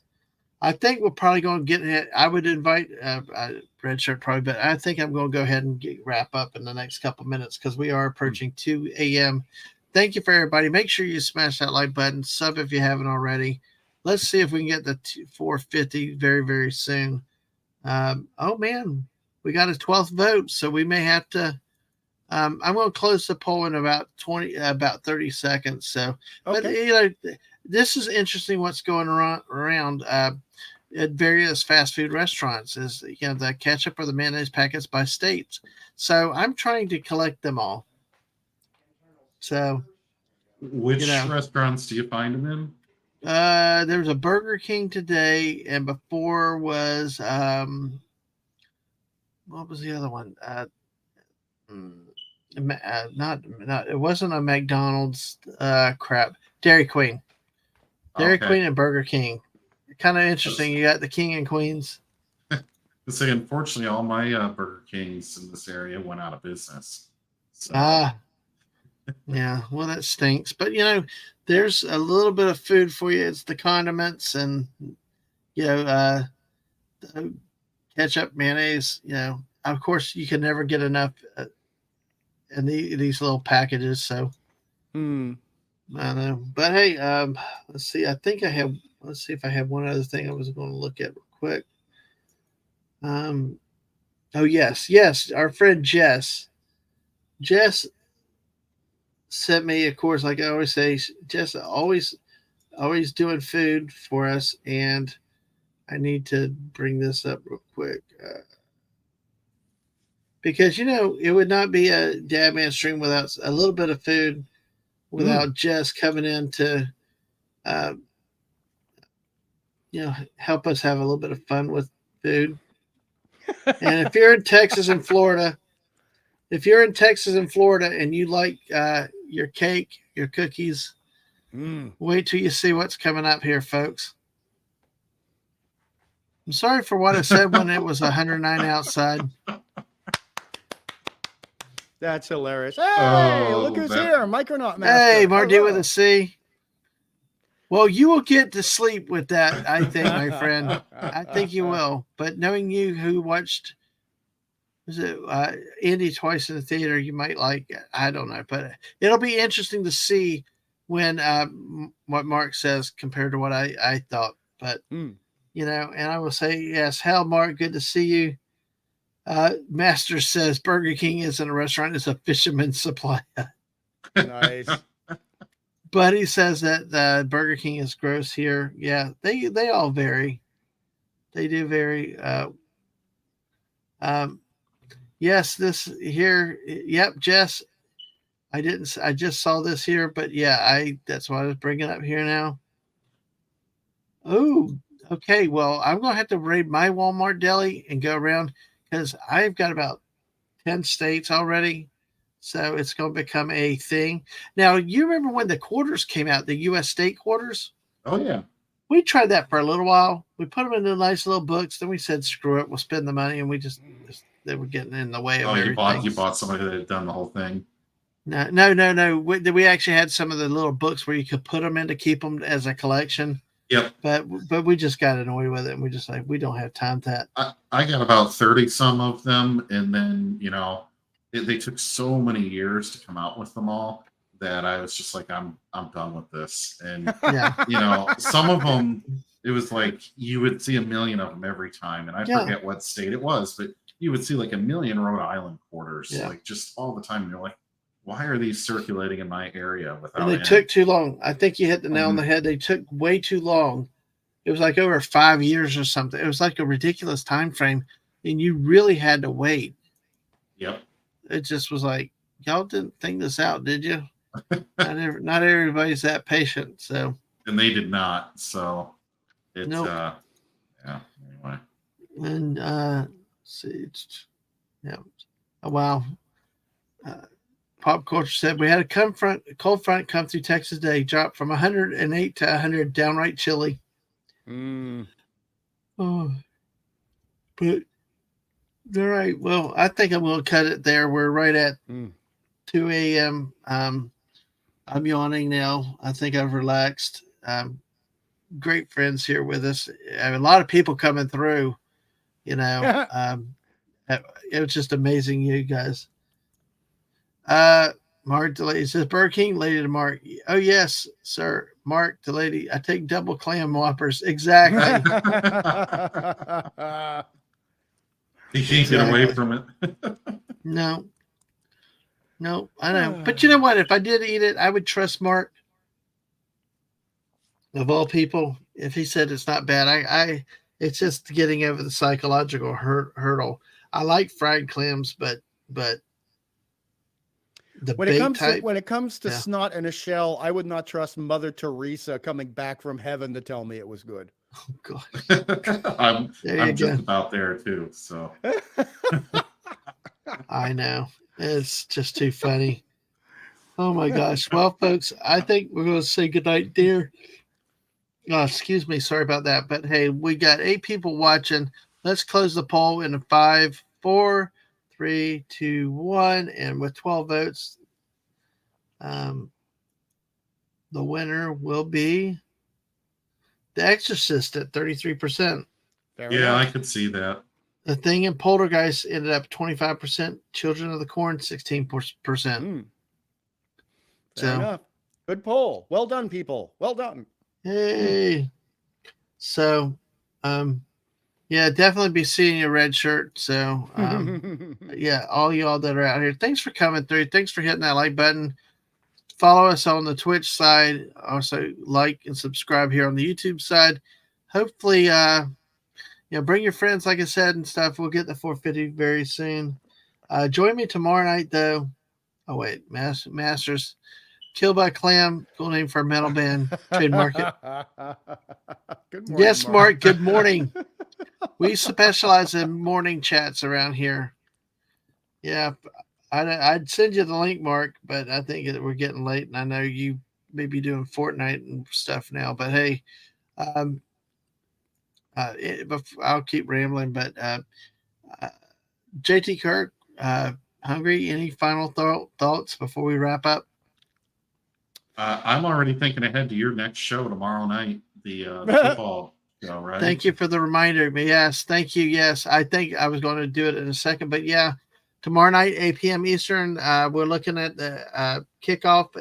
I focus on the Southeastern Conference, so join us for football. Talk about it. It's come. I don't mind asking, and honestly, come ask questions about football. I'll answer them the best I can, and join us for some laughs and stuff, some previewing of the conference. At least from my opinion. What do I know? We'll do it mostly to have fun. We're not a gambling site. Just coming out and having fun. And honestly, folks, I will tell you, go back and watch some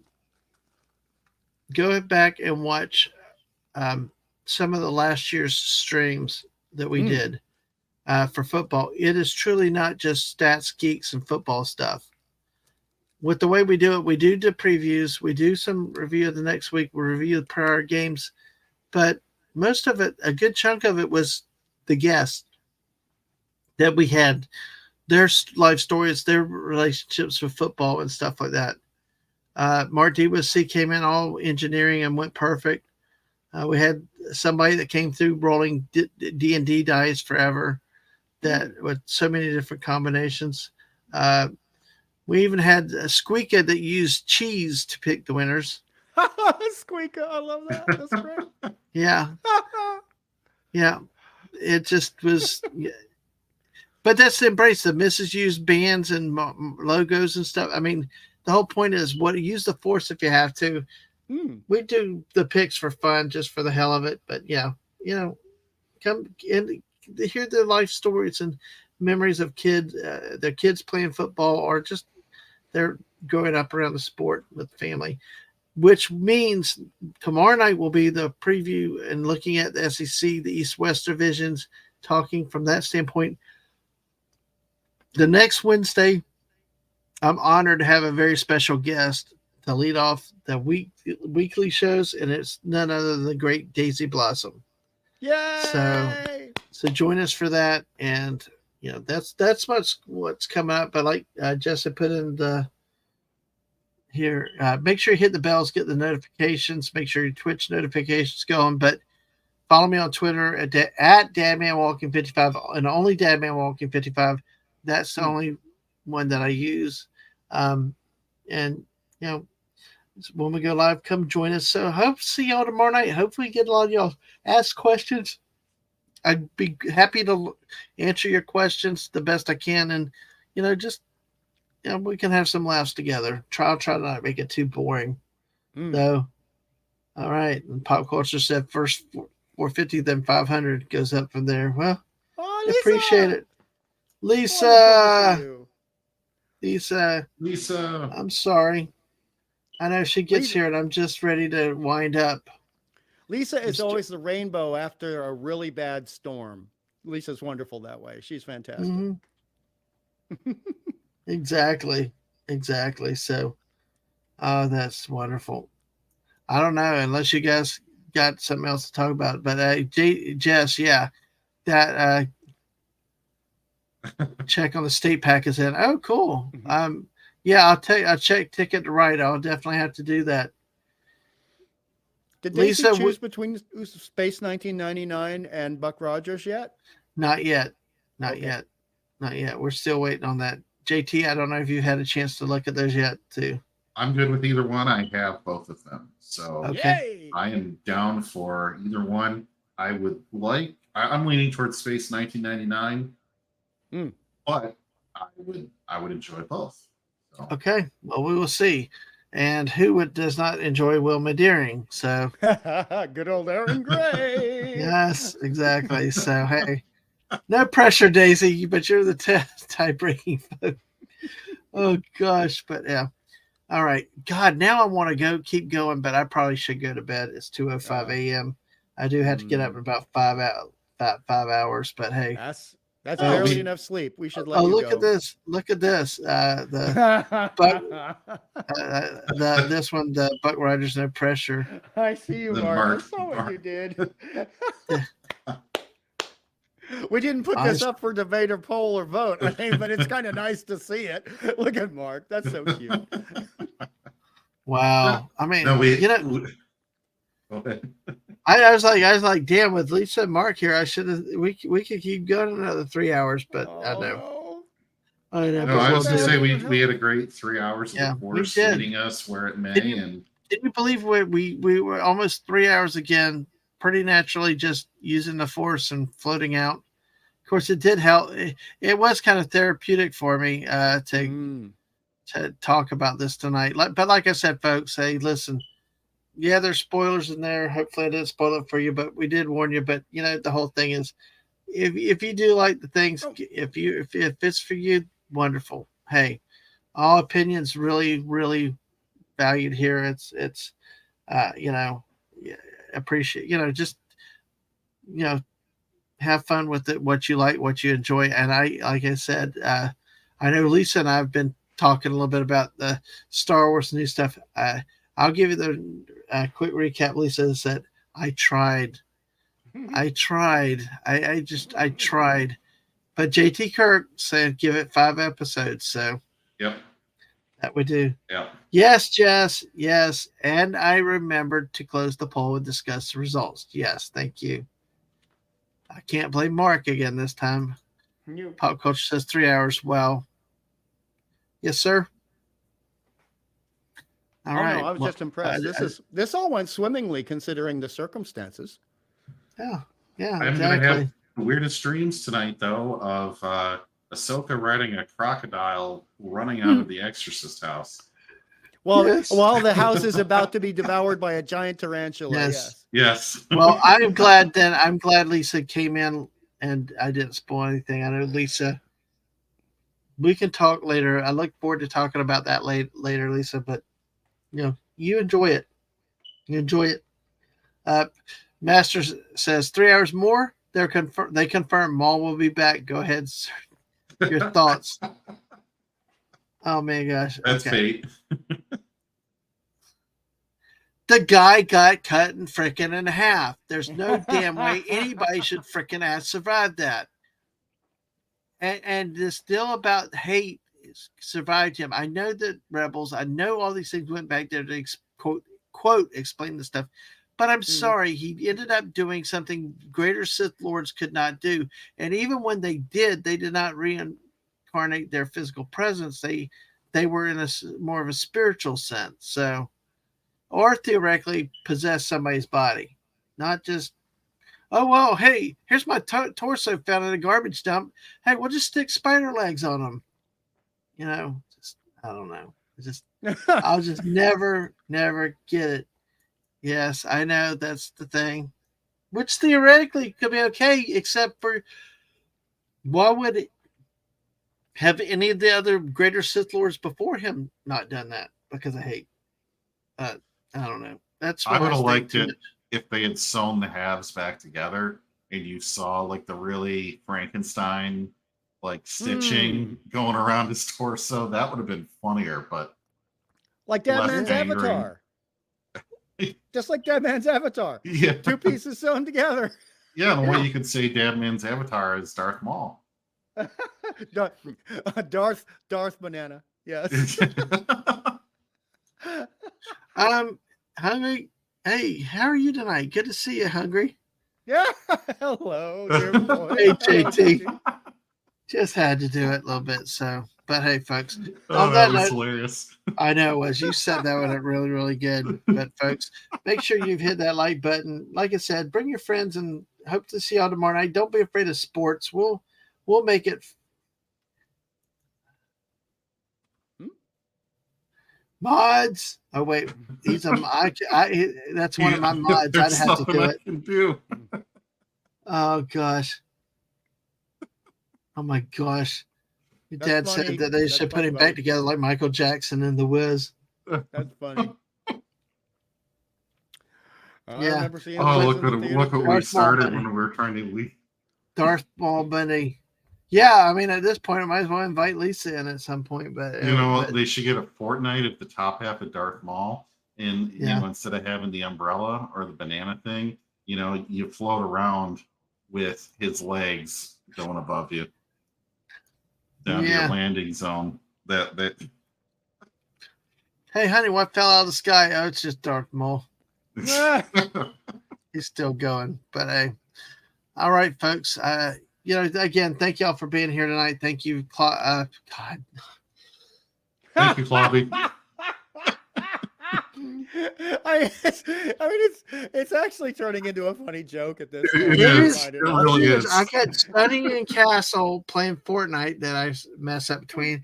There's 2 other people I'm messing up, and You're probably not here, but thank you, Clobby. We enjoyed having you. yeah, I Nice. did not mean that. So, folks, anyway, oh my gosh, wow, Master says now, Damon will wake up like the Genesis video, sweating all over and shout, "He is back!" I saw him.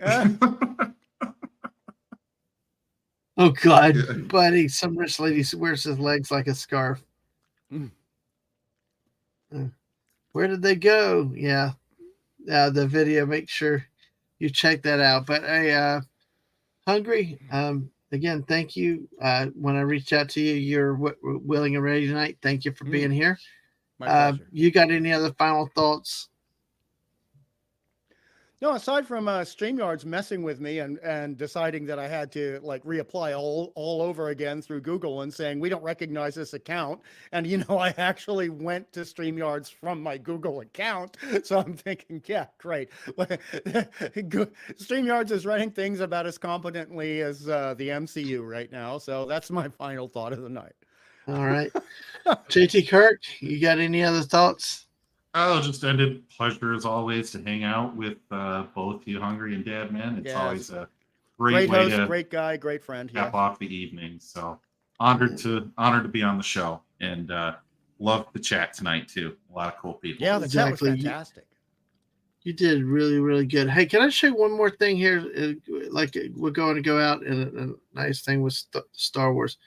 This is from a previous episode shows, but I'm curious to see what y'all think with this. I'm not sure if y'all were here when I did these, but it's we talked about comics earlier, but we got let's see with here. And we still got 9 people watching. Hey, but I still don't get this delay thing. But I come on, StreamYard. Come on. We're almost done. There we go. The sheet music from Star Wars. Oh, that is so cool. Yeah, That is exactly. so cool. Is that the full orchestral sheet music or the piano? That's The the piano. Okay. The piano, Cool. yeah. Cool. So I actually showed this on a previous stream. Yeah, I could get the first few measures, but then it's like, I could only do one hand. So, oh God, pop culture. Yeah. Exactly. That is not a bad trick because like I said, I audit for a living and I use that a lot. Hey, one more I question. love Columbo. Now I got to watch a Columbo episode before I do anything else after this show.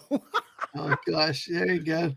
But hey, it's not a bad technique to use, Get everybody suckered in and then you like lower it on them. But yeah. So Actually, you think about it, Columbo was like the first Jedi. Oh, one more thing. Just messing with your head. Yeah. These are not the droids you're looking for. No, I know. Of course, we got this little beauty here. Spinning I hate wheel, this delay. got I know. to go round. So come on. There we go. Oh, This was a read along book. 33. It was a 33, but it's the size of a 45. Wow. Okay. Wow. So That's beautiful. I will say that it does have a problem in it because it talked about Darth Vader on a Star Destroyer Avenger, and it's like, no. No, the Avenger was what Captain Ida was. Yeah, but at the time as a kid, I didn't care. It was the only thing we had about with the stomping shooters with the AT-ATs on Hoth and stuff like that. So, no, Jess, I didn't know that they have a villainous board game. But Interesting. I didn't know that either. Cool. so, and then there's the record too. See, Wow. doesn't Is it require still playable? Yeah, it does. It Cool. is amazing that it does. So, but yeah, there we go with that. Go back, check our channel videos throughout the year. We've done these. Look at our various streams. Should be playlists available for you to find what you'd like to. But make sure to go back, hit the like button. Share it out with others, and we'll see about bringing people in and have fun and whatever we do. Now it's to a minute, Clavy. I mean, God dang it! Mark C. Mark D with the C. Can you clip that? Yeah. I'm not trying to do that. It's like, but hungry. I don't even know. I was about to say I'm trying to kill a minute to get right at 3 hours because of the session. Well, we just killed 30 seconds with that bird. So Yeah. Hi, Glovey, says Mark. will do. Oh, geez, thanks. So, golly, well, folks. Hey, listen. On that note, remember, join me tomorrow night on Twitch and YouTube tomorrow night at 8 p.m. Eastern for our SEC football kickoff. And come talk football in general if you want. If you got questions, we'll take care of them. And a lot to go through for 2 hours and previewing the SEC and the predict where I think what's going to happen in the conference. I did not end up where I thought I was going to end up, if you asked me a few months ago. But hey, folks, on that note, we've hit 3 hours. We have everybody that's here. We still got 9 watching. Follow us on the Twitch side. We got 24 likes, but thank you everybody for being on this side for YouTube too. But everybody, love y'all. Y'all have a great night, and we will see you. Yeah, definitely get the clubhouse. Get the clubhouse on Thursday. Also, tomorrow night, mine at 8 o'clock. Jess says, Dadman Walking 55. See you later. Bye, all.